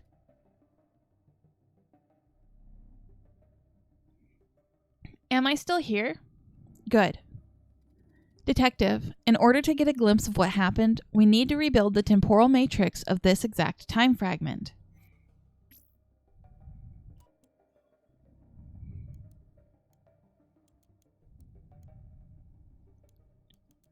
Going off the center one, I'm assuming.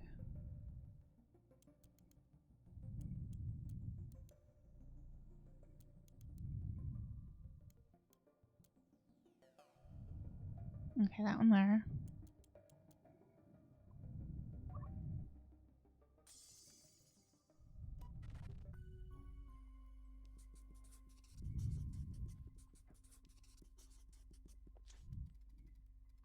This is simply impossible.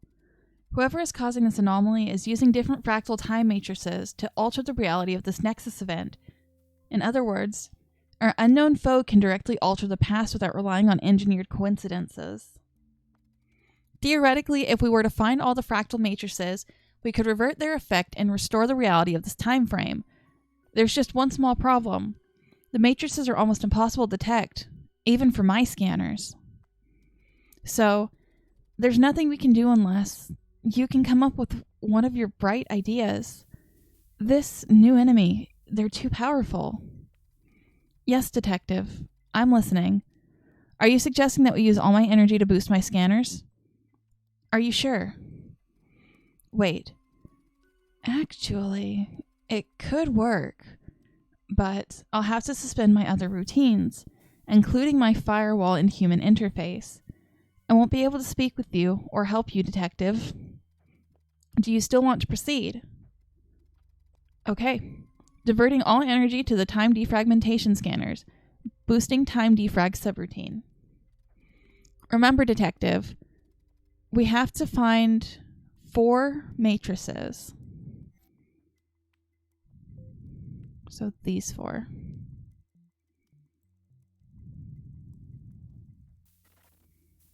Oh, jeez.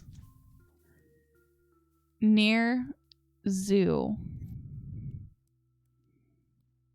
Okay. So the zoo's up here. Matrix.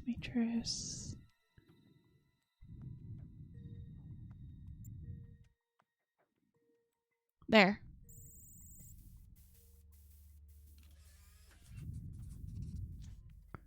One.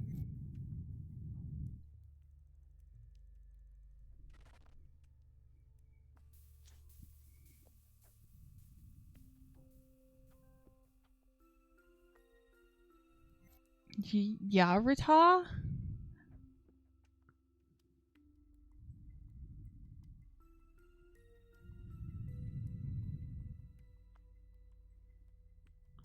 Not there.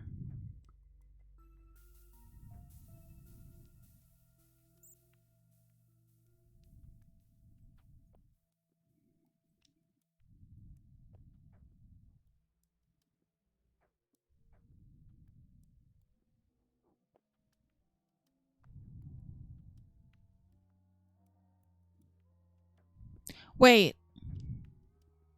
Waterway. It's backwards. I'm dumb.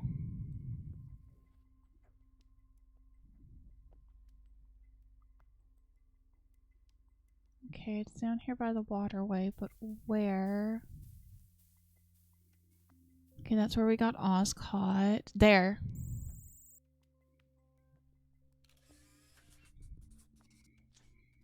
Two.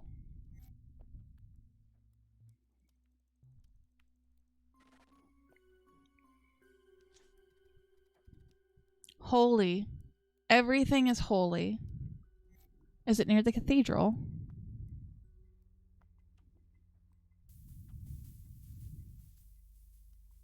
There.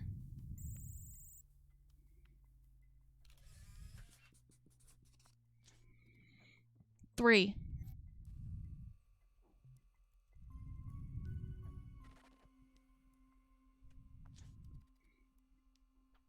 Castle. Over here.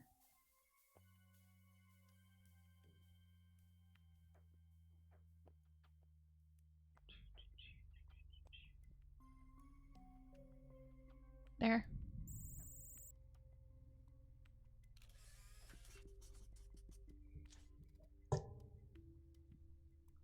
4th.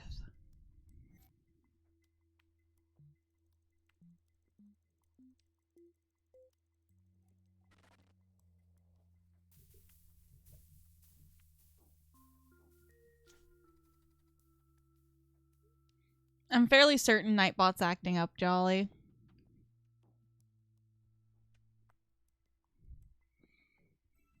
Time defrag subroutine aborted. Restoring standard functions. Done. Am I back? Detective, can you hear me? Thankfully. Yeah. Now that we've found all the matrices, we can restore this time fragment. How? Do you remember the CFE analyzer I installed during the Brown Billy Goat case? It can be attuned to time vibrations and used to reconstruct reality. You can imagine this process as the tuning of a very, very, very, very, very complex piece of music. If we play this fragment's original melody in time, the damage done by the fractal matrices will be reversed.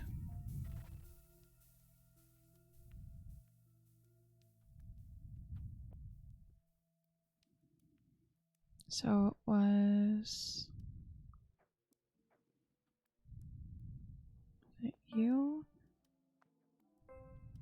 Oh, I gotta find me.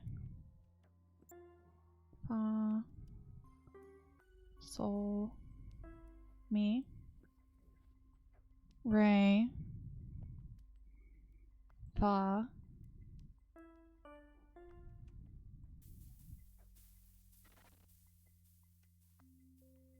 Why are you being mean to the bot?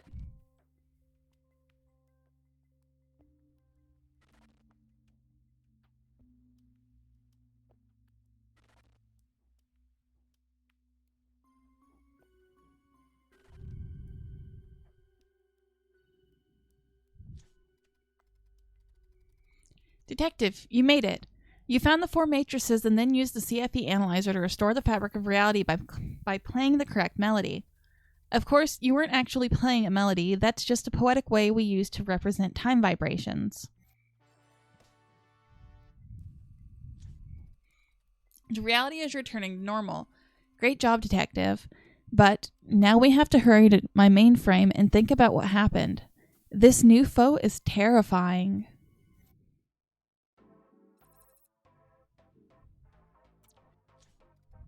Detective, that was quite embarrassing.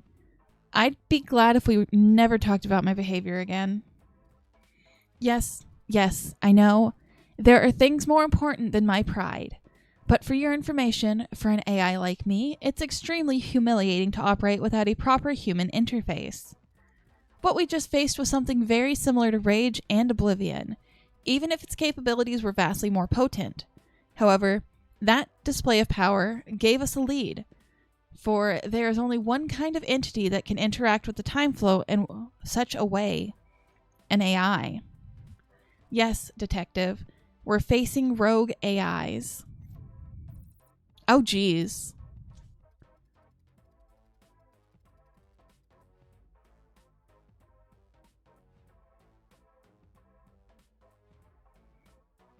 Anyway, I'm afraid we won't have time to figure out what just happened, or to make jokes about my behavior while we're using the time defrag subroutine. Our Nexus event is the Lost Age won't be stabilized by itself. We have work to do.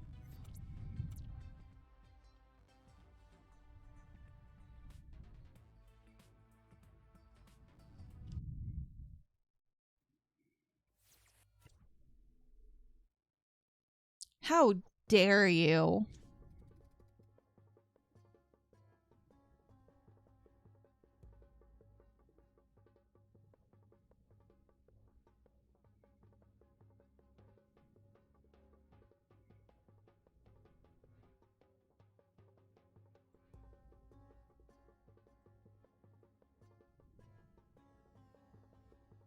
There we go.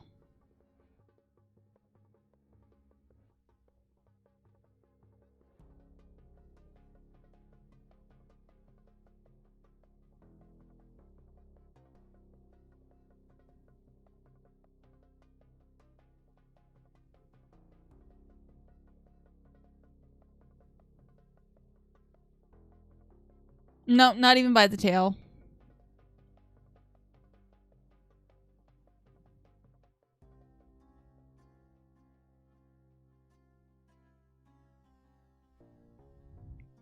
Lost age nexus event stability, 25%.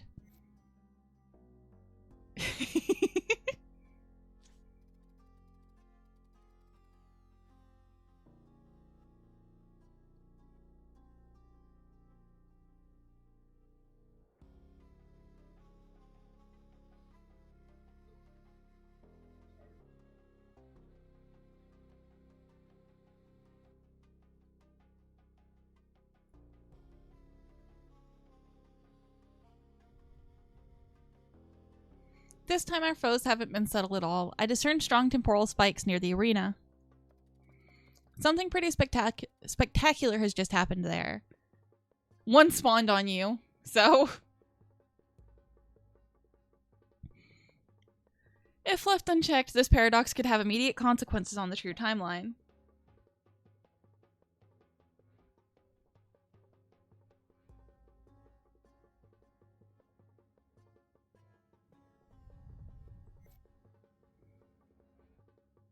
Doofus. Okay, where is something destroyed?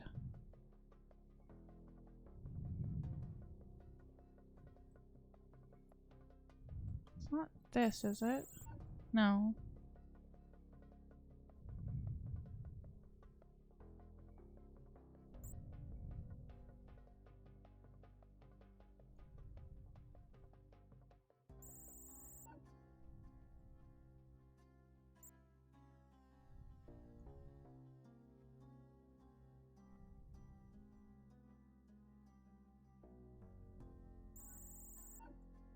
No?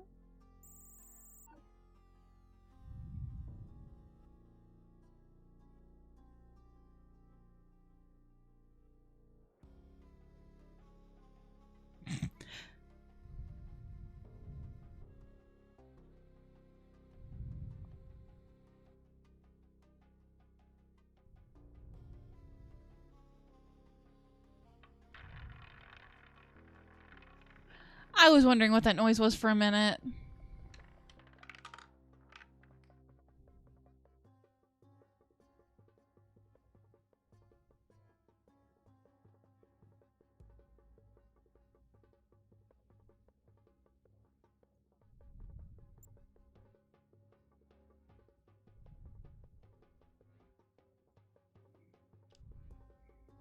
The arena.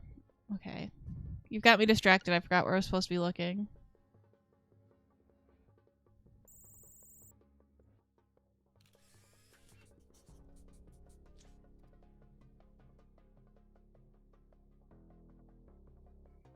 There.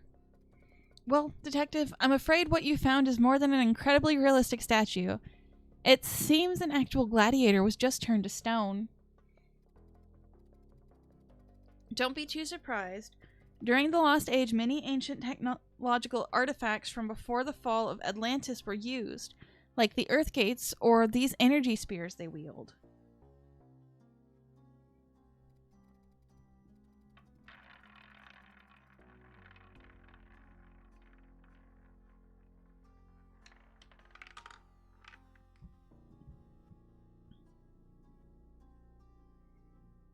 Are you having fun?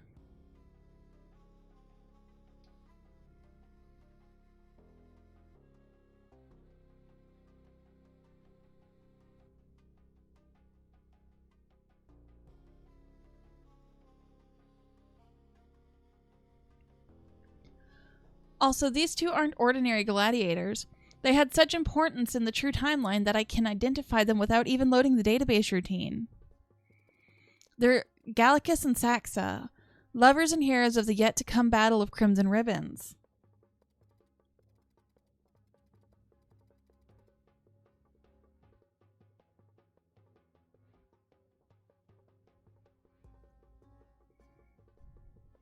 Okay, enough for now. Let's continue our investigation. We should analyze Saxa's weapon. Something tells me it isn't just a stage prop.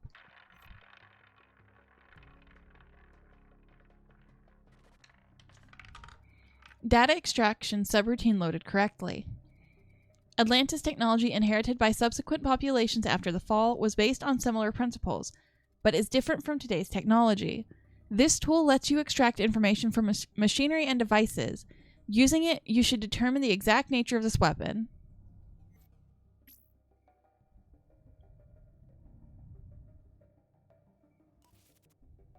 Oh. Am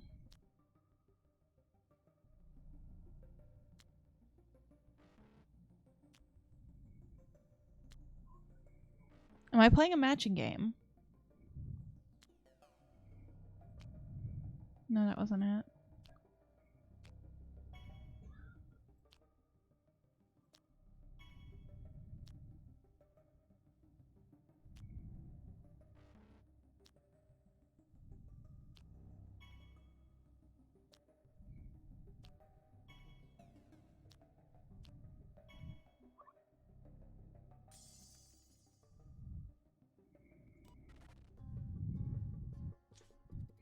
Analysis completed. Report. The weapon is combat ready and not decommissioned as it should be in the arena. Also, its security matrix has been cut off. I can't extract more information while the spear is turned off. We should go back in time and follow the weapon until we see how it ended up in Sax's hands.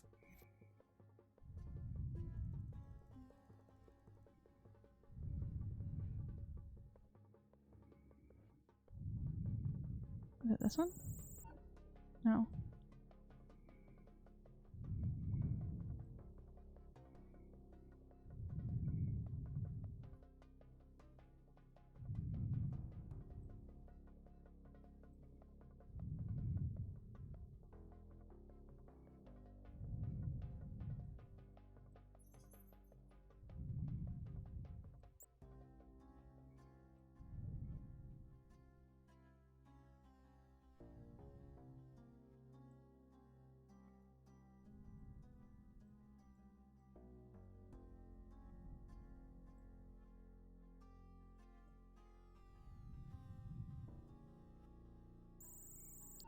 No, that's not her.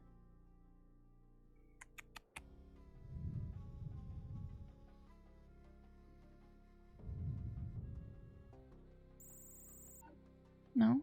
Okay. Is it that one? No?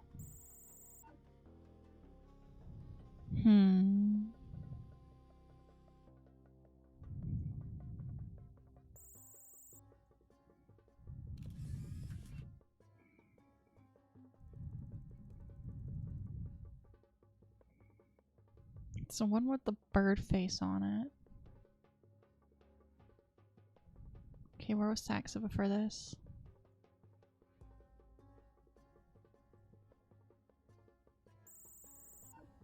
Okay, that's where those two are at.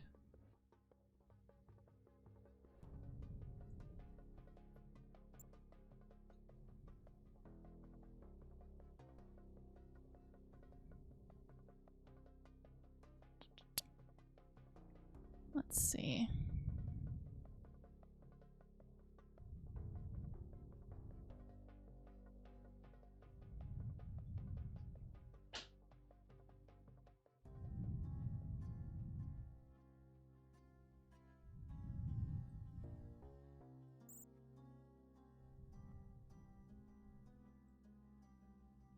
There. Oh, Oblivion. I knew it. I sensed temporal fluctuations similar to those emitted by the entity we faced during the Yellow Greedy Gear case. This gladiator isn't real. Instead, it's the atemporal entity we called Oblivion. It changes its shape to interfere with the flow of history. Maybe this time we'll be able to collect more data. But for now, we should focus on the case. Unfortunately, there's no point in locating a shape-shifting entity through time. However, we must find a way to save Gallicus from his mortal fate. Maybe there's a way to prevent the theft of the spear. If we could just analyze it, maybe we could figure out how to modify it and render it harmless. Let me see if I can read a tick where it was turned on before the accident. Yes, I found it. We should be able to follow its power signature. We're going back in time to track the weapon's position.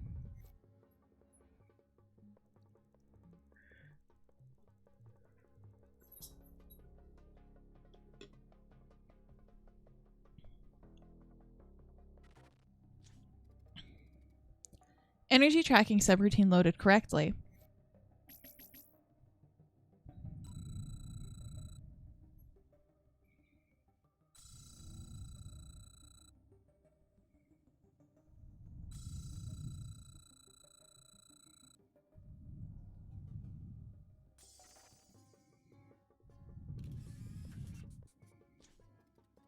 Nicely done, Detective. So a guard used the spear to fend off some overly friendly alligator. Alligators are good pets, unlike goats.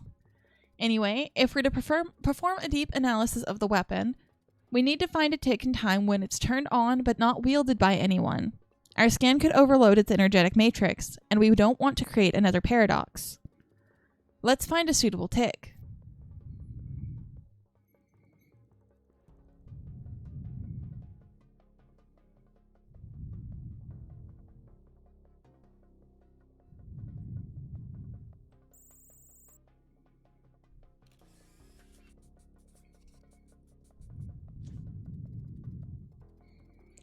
There, firmly planted in the ground. It's most likely that the guard grew tired of fending off the alligators and put the activated energy spear there to act like a scarecrow of some sort. A scaregator.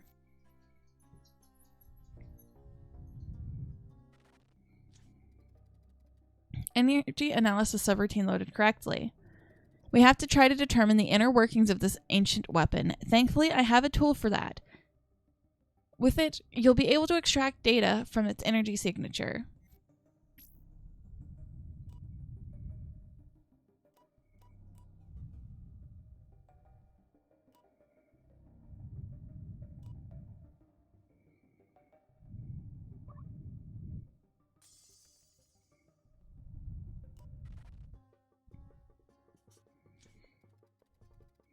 As I suspected, this weapon is a relic from old Atlantis. During the Lost Age, those who could uncover and restore ancient Atlantean technology rose to be the rulers of their societies. It is said they were guided by a mysterious covenant called the Eye of Ra. Atlantean technology must draw energy from a resonating field formed by aligned power sources to work. 3 great crystals power this whole city. They're called Noxen. How do I know that? Well, not all Atlantean artifacts were lost in time.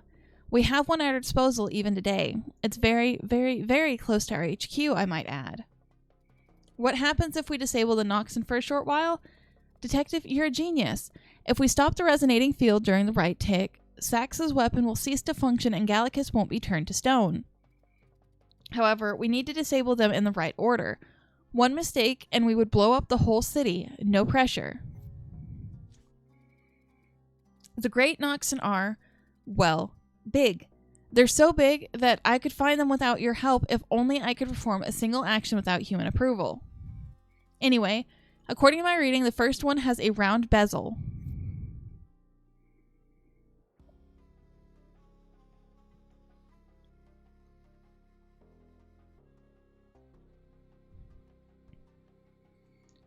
A round bezel.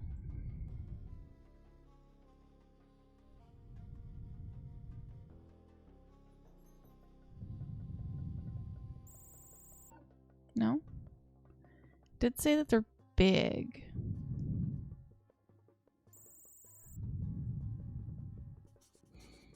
Nox Sapphire. Good job. This is the Nox Sapphire, and it supports the energy flow that permeates the city. We should be careful.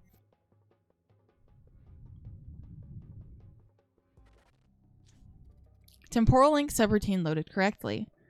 We have a secure link with Nox, Detective. Yes, I have a tool for this kind of stuff too. What advanced AI system would I be if I couldn't connect to other frameworks and manipulate their data? Anyway, the link won't hold forever. Deactivate the Nox, now.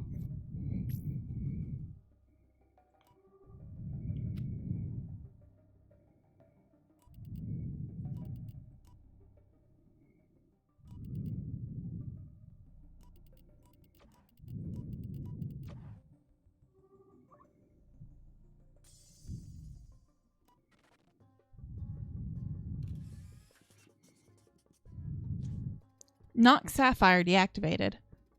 I don't detect any further damage to the true timeline. We didn't cause any long-term harm. The city is still here. Good job.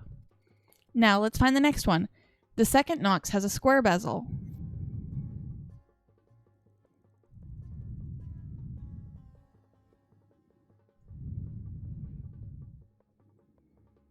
This one. Nox Emerald. Here it is. This is the Nox Emerald, the one that maintains the stability of the signal that connects all the instruments powered by this ancient energy.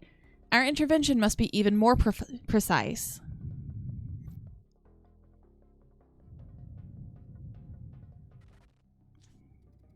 Temporal link subroutine loaded correctly.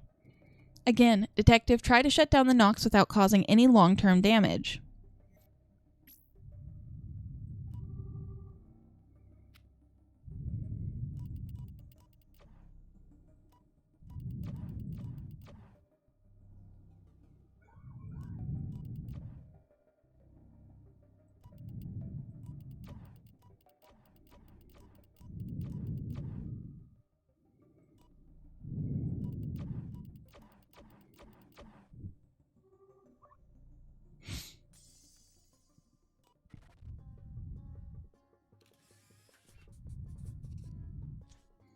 Nox Emerald deactivated without errors. Let's move on to the last one. It has a triangle bezel.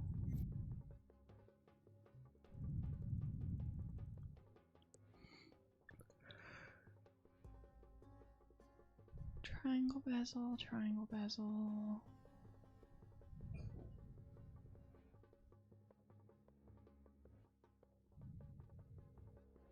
There.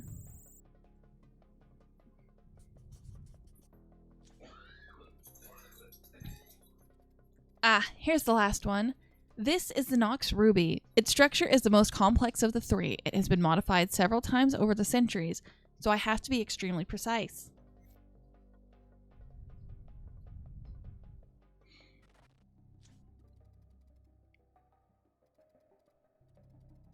This is the last one, Detective.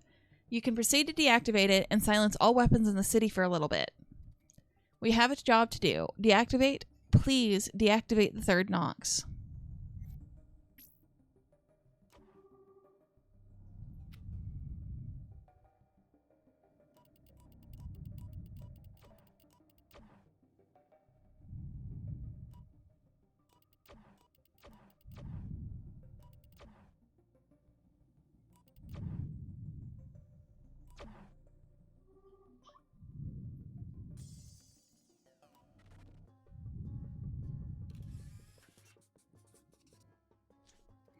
It's done. We've deactivated the third Nox and, with them, all the weapons in the city.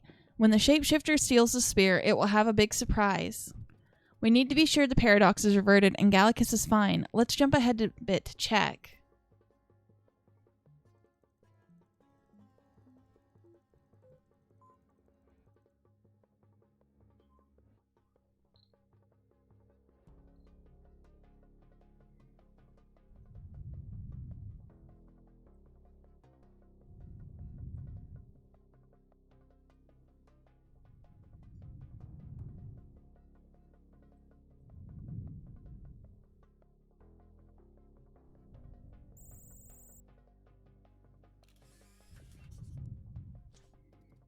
There they are, safe and sound.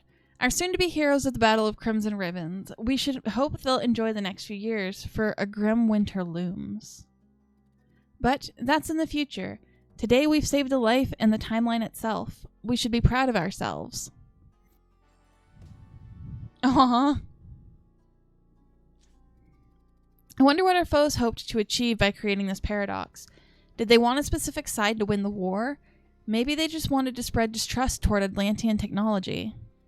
It could be. Or maybe their aim is simply to overload the timeline with paradoxes until it collapsed. Anyway, good work, Detective. This case is solved.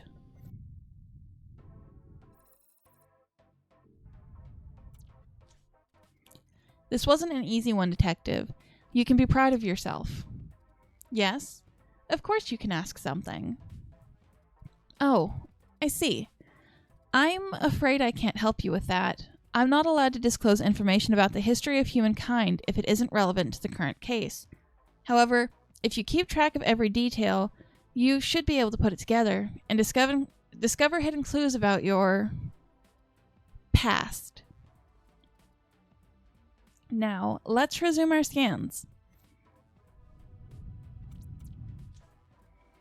Alert. New Nexus event detected.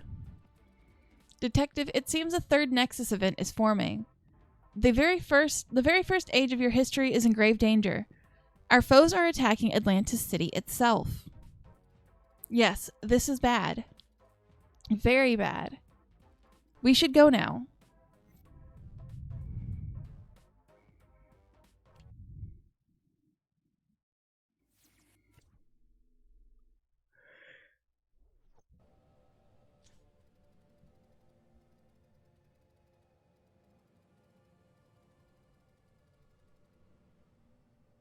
Atlantis was the most advanced civilization in history. Even now, some device from this era still eludes our comprehension. Above all, the era was a utopia, a perfect world. Citizens spent their days practicing arts or playing sports that entertained the entire population. It was like a dream. But, just like a dream, it vanished after a terrible fall. But even if this great city is doomed to end one day, we must preserve it right now.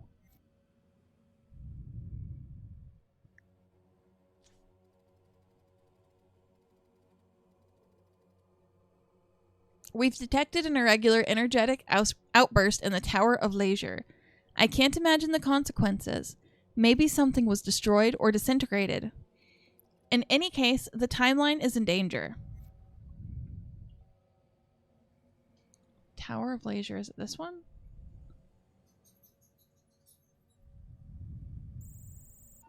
No?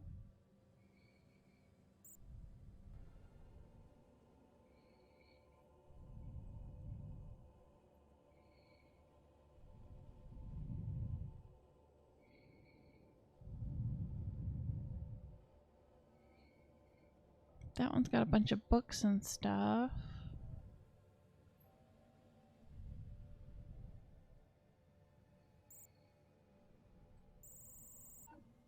No.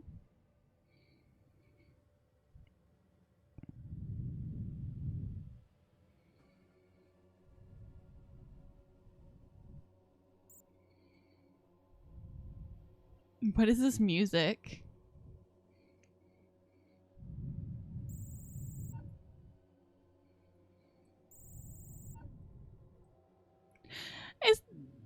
Please tell me that's not supposed to be the fruits from One Piece?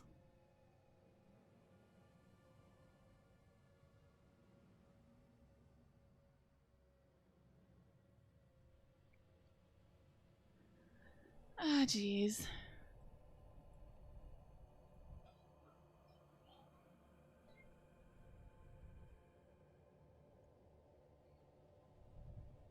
Is it that? No.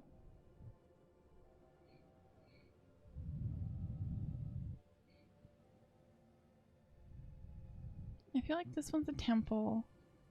And the Tower of Leisure might be where this theater is. Is that?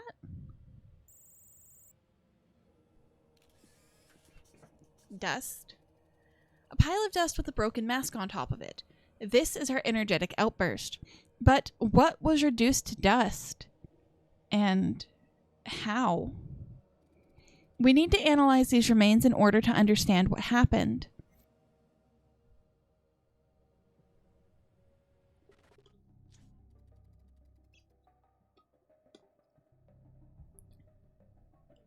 Universal biochemical analysis subroutine loaded correctly.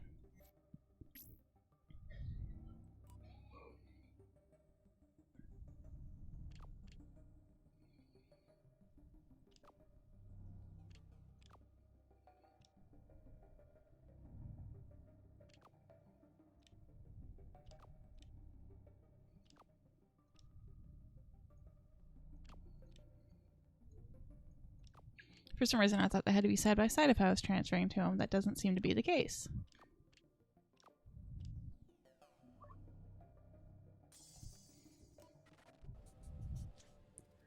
According to my readings, this seems as if a living being was reduced to ashes. It's fairly unusual. I wonder how it happened. First, locate the other half of the mask. We have to look around. A mask piece can't move by itself. Someone must have moved it. But who?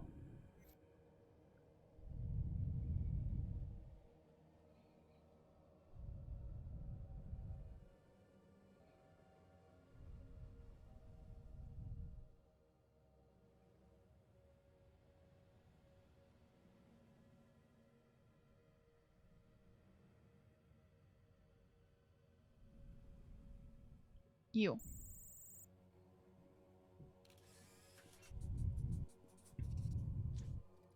Cephas.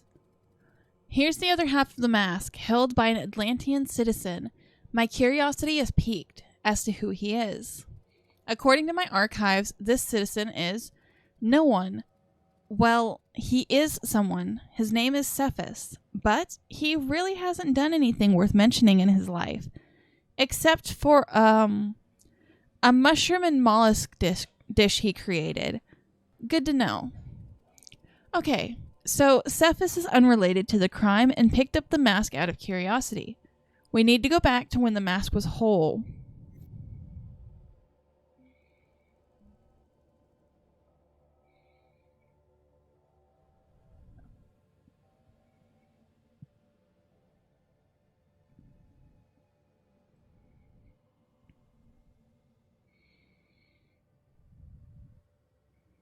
Oh, there's multiple of those fruits.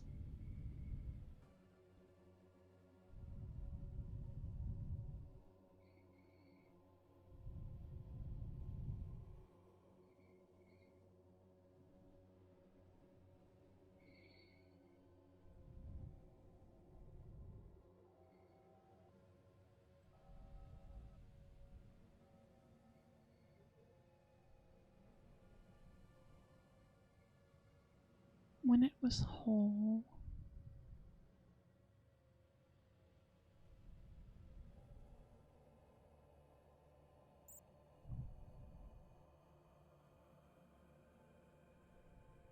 No, there.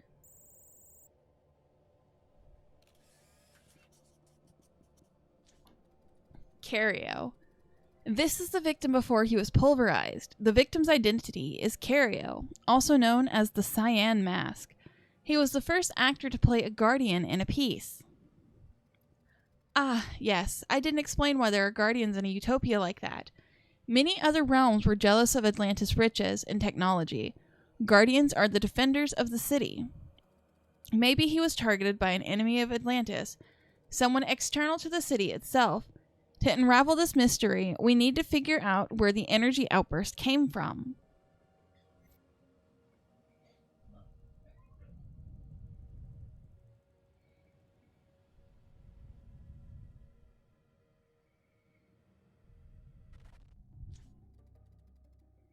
Energy tracking subroutine loaded correctly.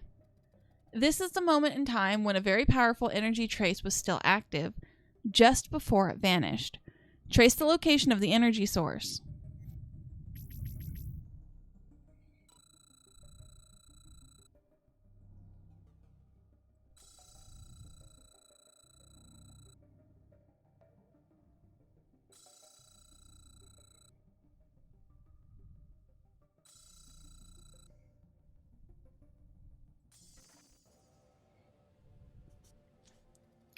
This is unexpected.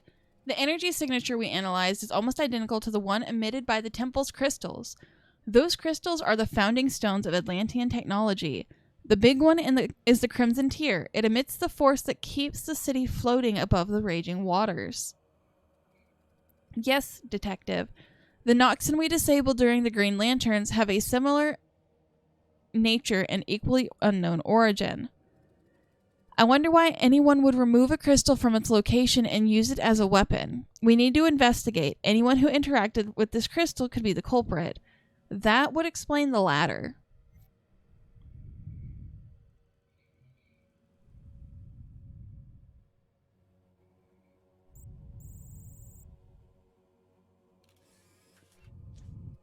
Oh, that was easy.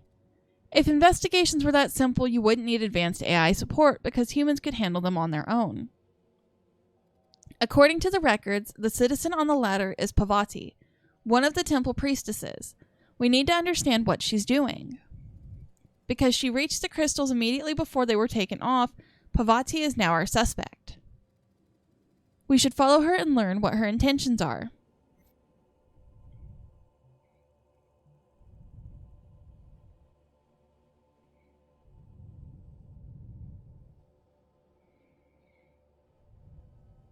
Okay. So, where has she gone? There she is.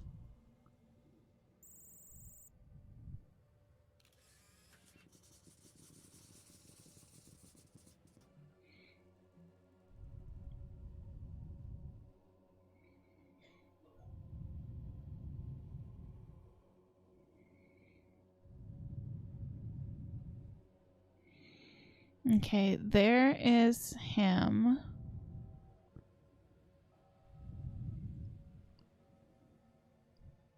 Where has she gone? There they are.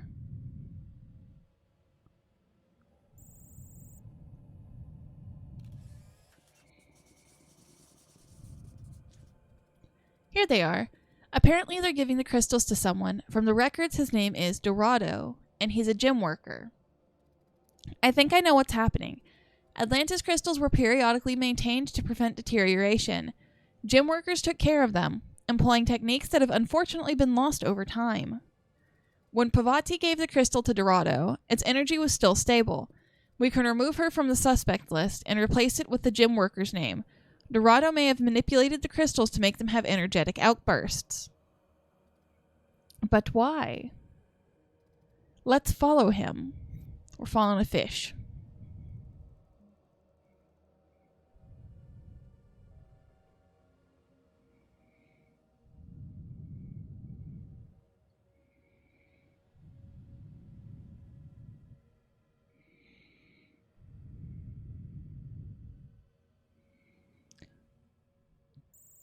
This guy.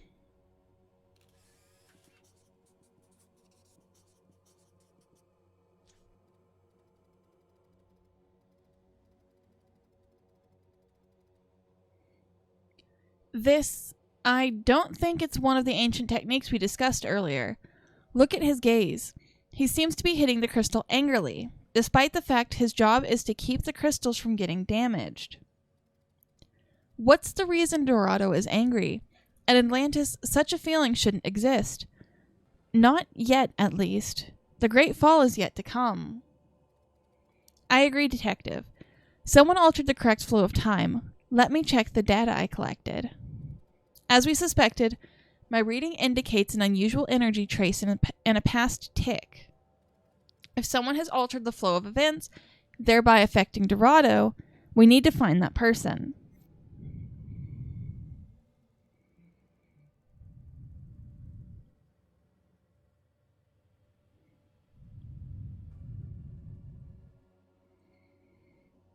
Okay, where is the fish?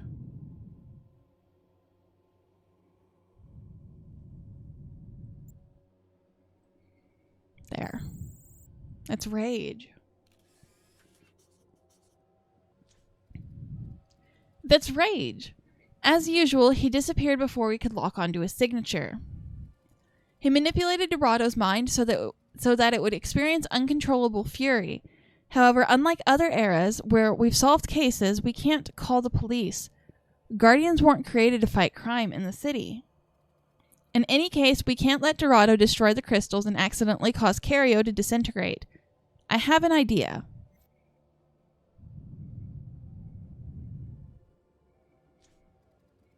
Rage is trying to accelerate the fall of Atlantis by spreading violent emotions. Countermeasures must be used in order to preserve the city until its inevitable downfall, as recorded in the true timeline. To solve this case and defend the city from future attacks using this strategy, we might need to be unorthodox in following our procedure. However, I need your authorization to proceed. Do I have it? Thank you, Detective. Here's the plan. During the Turquoise Fallen Dame case, we used the CFE analyzer to restore reality, playing the time melody. It's a very versatile tool. We can use it to fix the time vibrations, but also to alter them. For instance, we could insert a new time melody in this age and overwrite the old one. And this way we can create a slightly different timeline to add the idea of crimes of wrath in the Atlantis era, thus giving the city the means to defend itself. Until, well, you'll see.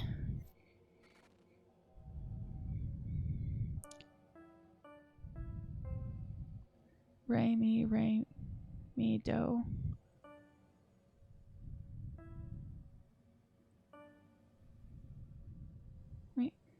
Re, mi, do, mi, do. Oops.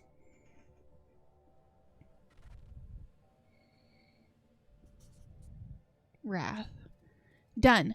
We inserted in the mind of the Atlanteans the idea of a crime of wrath. It's a sin, if you wish.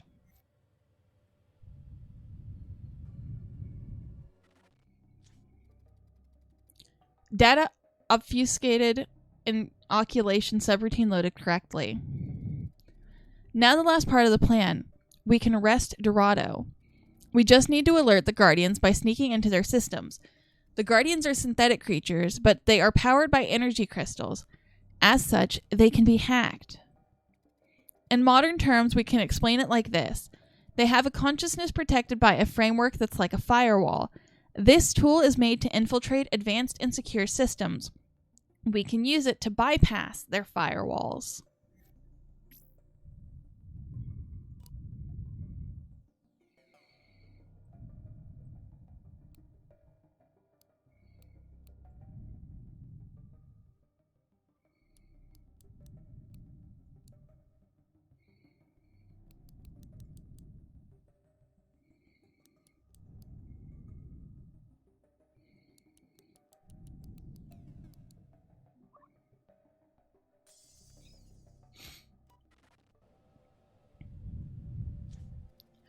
Great job, Detective. For a human, you are a particularly effective subject.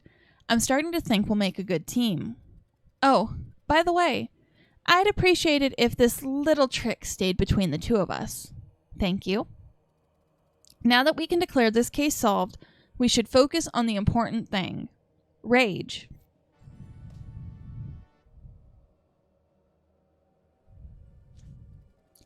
I wonder if there's a pattern in our foes' actions, or if they simply want to sow the seeds of chaos. What was Rage trying to do? Why eliminate someone who strove for innovation in technology? Is there a specific outcome that they want from the timeline? Anyway, good job, Detective.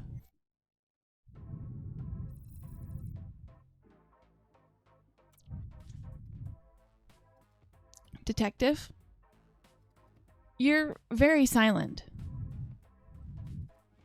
I know. What we did was pretty reckless. But it turned out great, don't you think?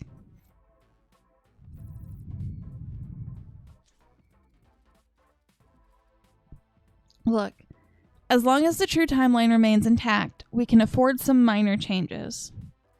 Our foes are relentless. You saw that. We had to give Atlantis some means to defend itself. Still not convinced? Well, that Nexus event is far from stabilized. Actually, it's just 12.5%. So why don't we go back there and solve another anomaly? That way we can see whether everything is the way it should be.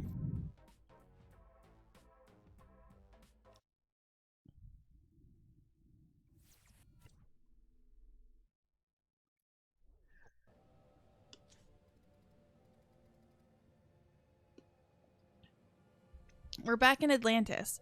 As you can see, the city is the same. But it won't be for long if we don't stabilize the Nexus event. I'm reading an anomalous space-time distortion that's emanating from the main plaza. Please be careful. This is very different from our previous cases.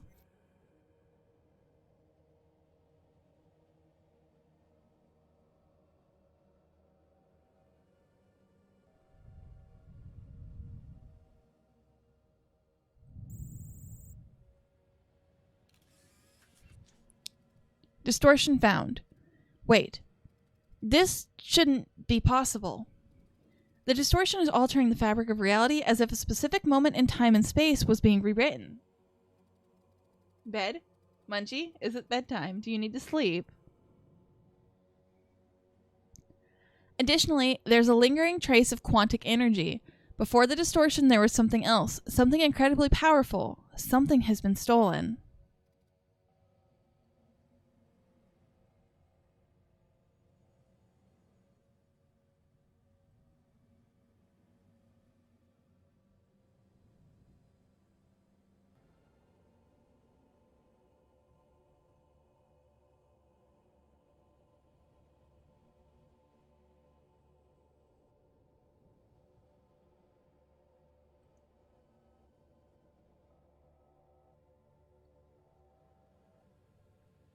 Could it be?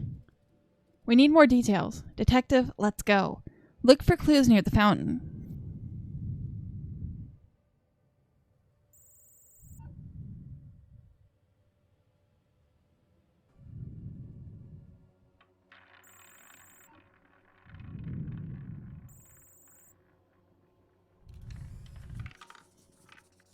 Ink? Good job, Detective. Did you find some traces of ink? That certainly doesn't seem like a time-warping, reality-altering substance. Warning, warning. New distortion detected. This ink can wait. We must hurry. Whatever is happening fast, and it can't be stopped. Or it isn't stopping. What do you mean it can't be stopped? We're trying to stop it.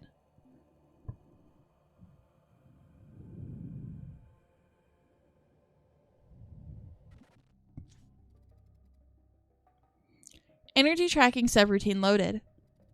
Another distortion is forming. Someone or something is rewriting reality as we speak, in real time from within the timeline. We have to find the new distortion now. Track its energy and pinpoint its position. There.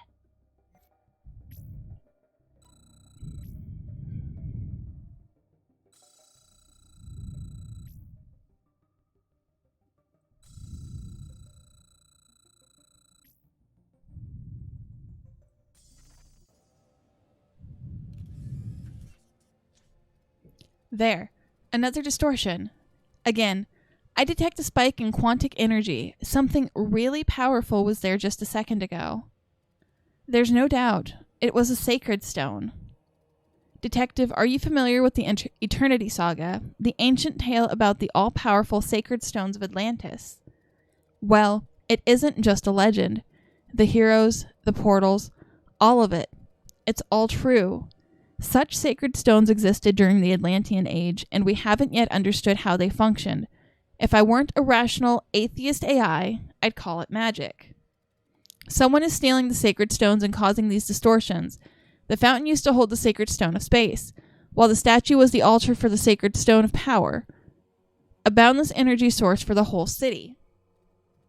Yes? Was I talking too much? The ink, you say?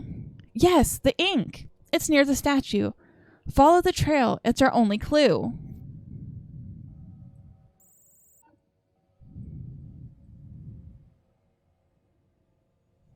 Okay. This one's here, there.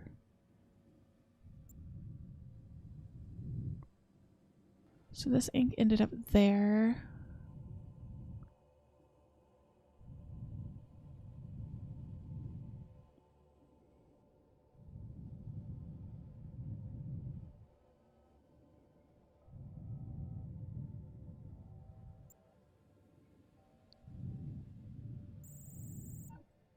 Is that peanut butter?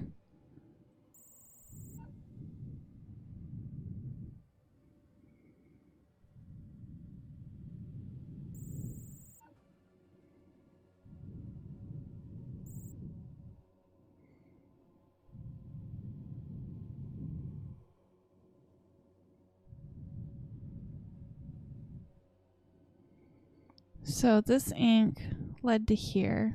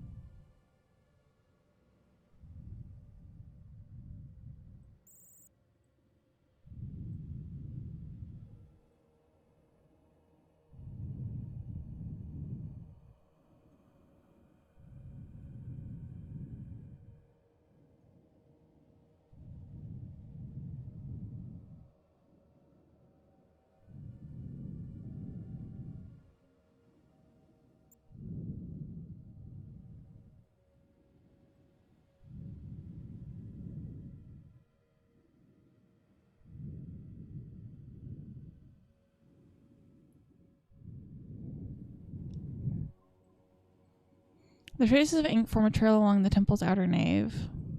Well, no shit. Or is it saying it? Oh, there.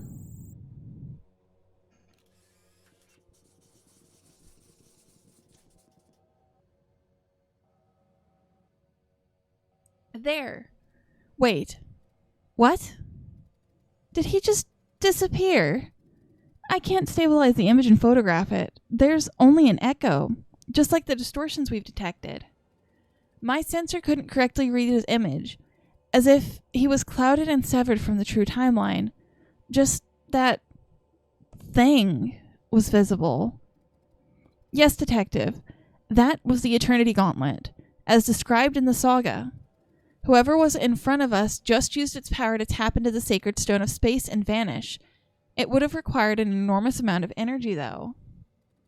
Now that we know he's using the Eternity Gauntlet, we can analyze its power signature and extract some intel about our mysterious villain.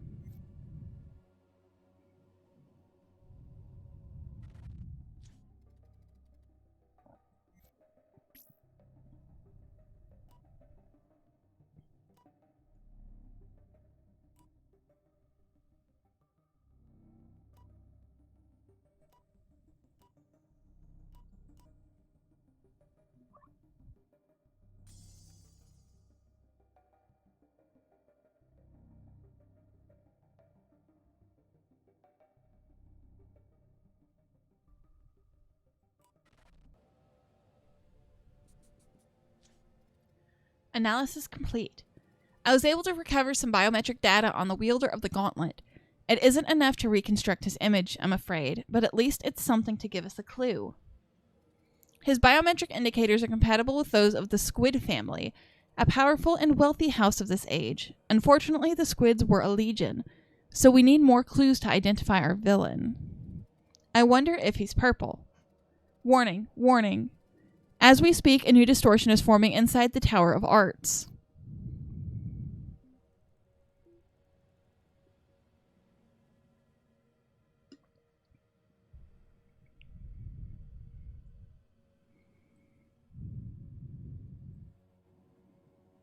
Is the Tower of Arts this one?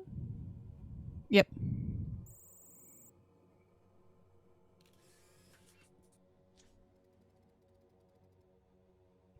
There's the new distortion. And there's another stolen sacred stone. This one was the Sacred Stone of Soul, a charm able to bestow almost everlasting life on the chosen denizens of the Great Atlantis. What? Detective? Why didn't I tell you this before? Because I couldn't. Most information about the Sacred Stones requires Crimson-level clearance in order to be accessed. I'm only allowed partial access to them, when it's essential for the solution to a case. Have you ever wondered why the Eternity Saga is considered a legend but not history? It isn't because its endgame was lackluster, but because someone chose so. Someone wise, I might add. Well, enough of that. Look, there instead. More ink. Let's see where the ink trail leads us.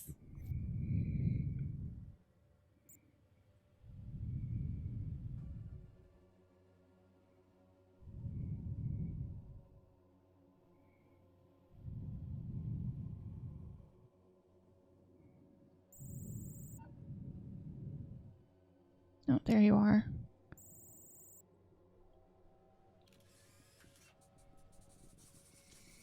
There.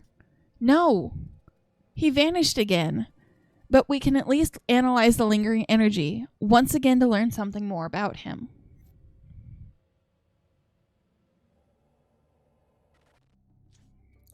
Energy analysis subroutine loaded correctly.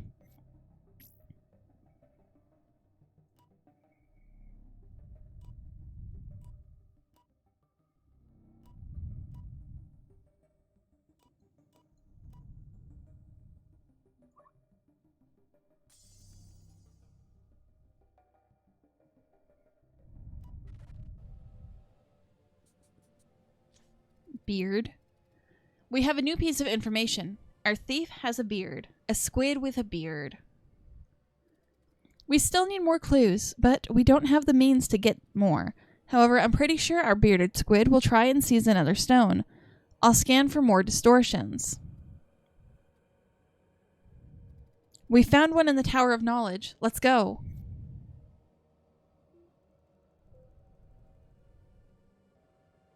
That one.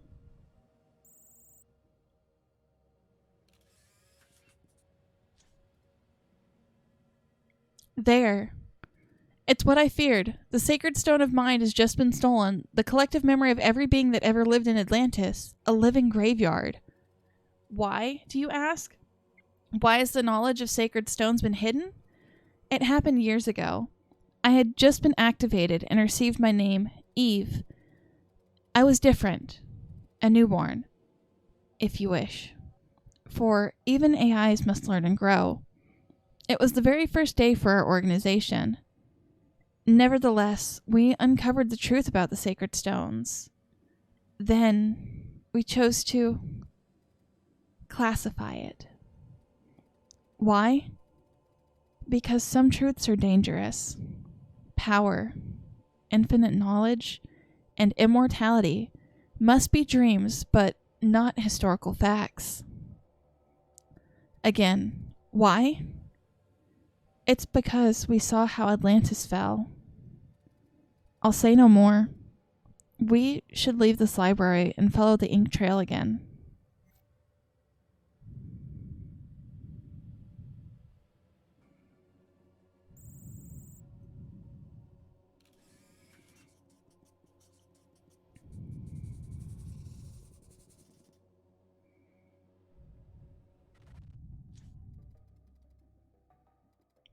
He's a squid. He has a beard. What else can we get, detective?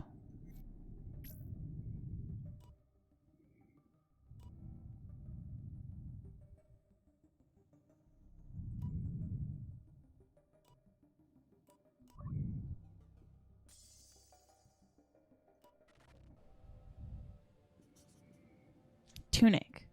Analysis complete. I was able to reconstruct his clothing image. It's a peculiar tunic with a triangular emblem. According to my database, that was the garment of Atlantean priests. They were sworn to protect relics and knowledge, and their church was known as the Crimson Vow.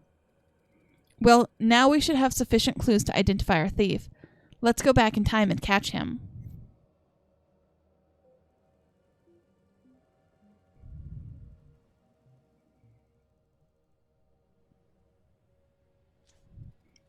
We need to find our Crimson Vow priest. He's a squid, he has a beard, and he wears a tunic with a triangular emblem.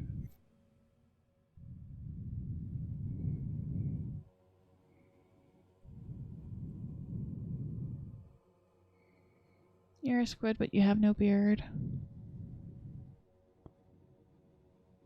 Tick 5 is when he was over here. So if we backtrack or check the area from here.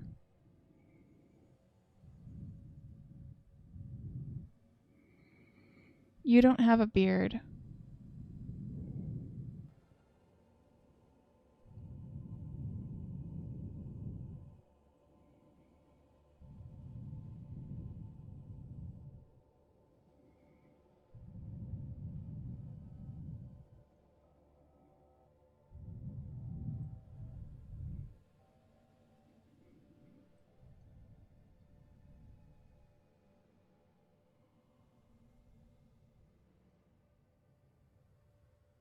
You don't have a beard.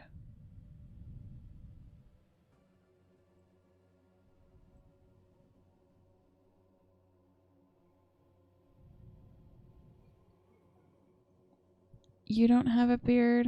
You don't have a beard.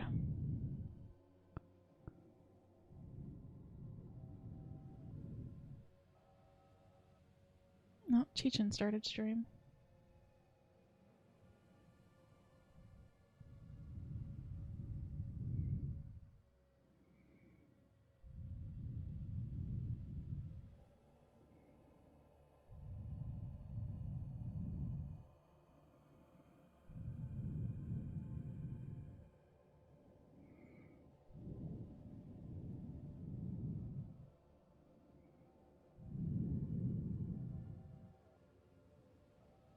Is that supposed to be Monkey D. Luffy?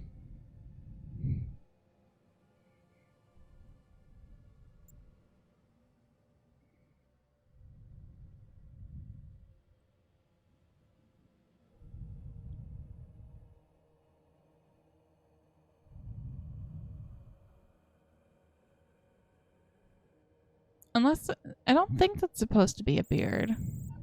Okay, I thought so. And the other one I was uncertain about is you. Okay, no. Oh, that is a beard.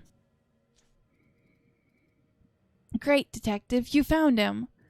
So, he is a priest, but he isn't an ordinary one. His name is Sepron, High Conundrum of the Crimson Vow. He'll be one of the few Atlanteans to survive the fall. But he isn't behaving strangely or wielding the legendary gauntlet. We need to find when and how all this madness began. Let's move forward.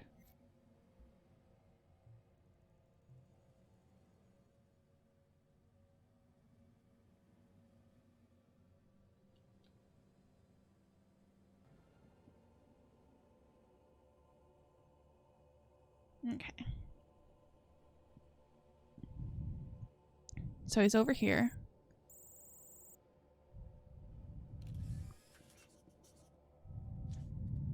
There. Wait. What happened? It seems the Eternity Gauntlet appeared from nowhere, as if an invisible force moved it from its sanctum to, well, to float over this brazier. Oh, I see. This is the moment when Sepron broke all his vows and decided to go against the city. This was all it took. A mere second. A legendary artifact appeared in front of him, and Sepron unleashed his darkest impulses. From what we know, he could have lived a normal life without ever letting his worst side prevail if it wasn't for this moment. I bet this was another engineered coincidence. The work of our true enemies. Somehow they now possess the power to alter reality itself. But first, we must concentrate on Sepron. If we don't stop him, he will destroy the true timeline by stealing the sacred stones that were supposed to bring about the Great Fall. I know, we shouldn't mess with time, but if we don't do it, the timeline will collapse. I just need your permission, detective. I can't do anything on my own. Thank you. You won't regret this. Here's the plan. We can't make the gauntlet disappear, so we must stop the priest. In order to do so, we need the Guardians to intervene, and the Guardians need a proper reason to detain the priest. Yes, we should provide them with the concept of another crime. Since we started with wrath, I believe greed will be appropriate for this situation.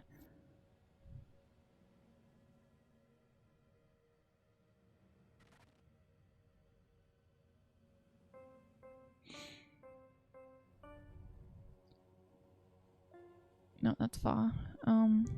Soul. C. Do. Do. Me.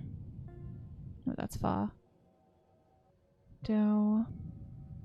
Do. Me. Do. Me. ray.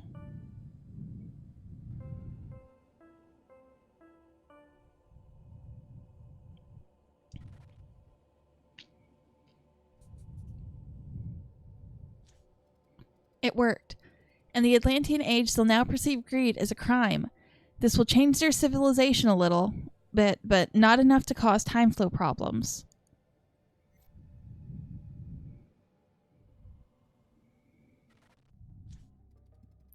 Obfuscated data inoculation subroutine loaded correctly.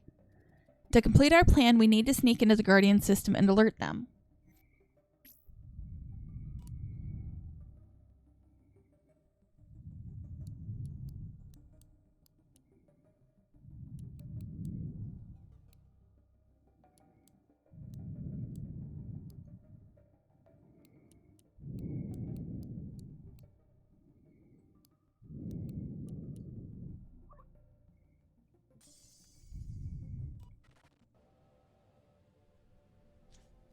It's done.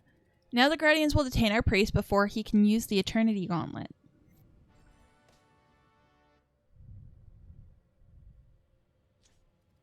Good job, Detective. We saved the true timeline, and thanks for trusting me. Still, something is amiss.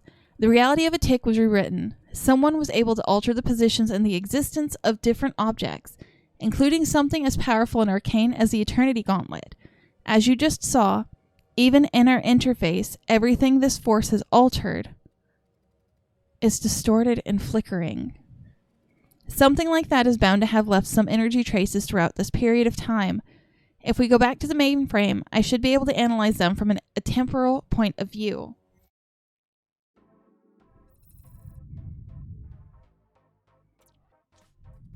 Detective, let me perform a quick quantum scan on the whole Atlantean Age. Scan completed. As we suspected, someone was able to use a vast amount of energy in order to rewrite some aspects of the Atlantean Age reality. Someone other than us, of course. Who the? The energy signature I detected is comparable to the ones of the entity we already faced, and I reconstructed its serial pattern. Chimera. It seems we're now facing 4 different rogue AIs. Rage, capable of controlling human emotions. Oblivion, a shapeshifter nearly impossible to detect. Chimera, a malicious trickster able to rewrite reality, and the yet unnamed foe who can deconstruct the temporal matrix itself. The AI's mainframe is probably located somewhere in our age or in the future. To defeat them, we have to find a way to access their mainframes.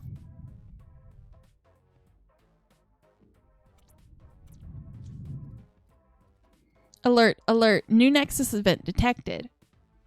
Detective, it's clear that our enemies won't give us time to devise a strategy. I've detected the presence of yet another Nexus event. We need to focus our attention on the Steam Age. Okay, I think this is where I'm going to go ahead and call it for the night. I will continue tomorrow, but thank you guys for dropping by. I hope you enjoyed, and I will see you guys next time. Bye-bye.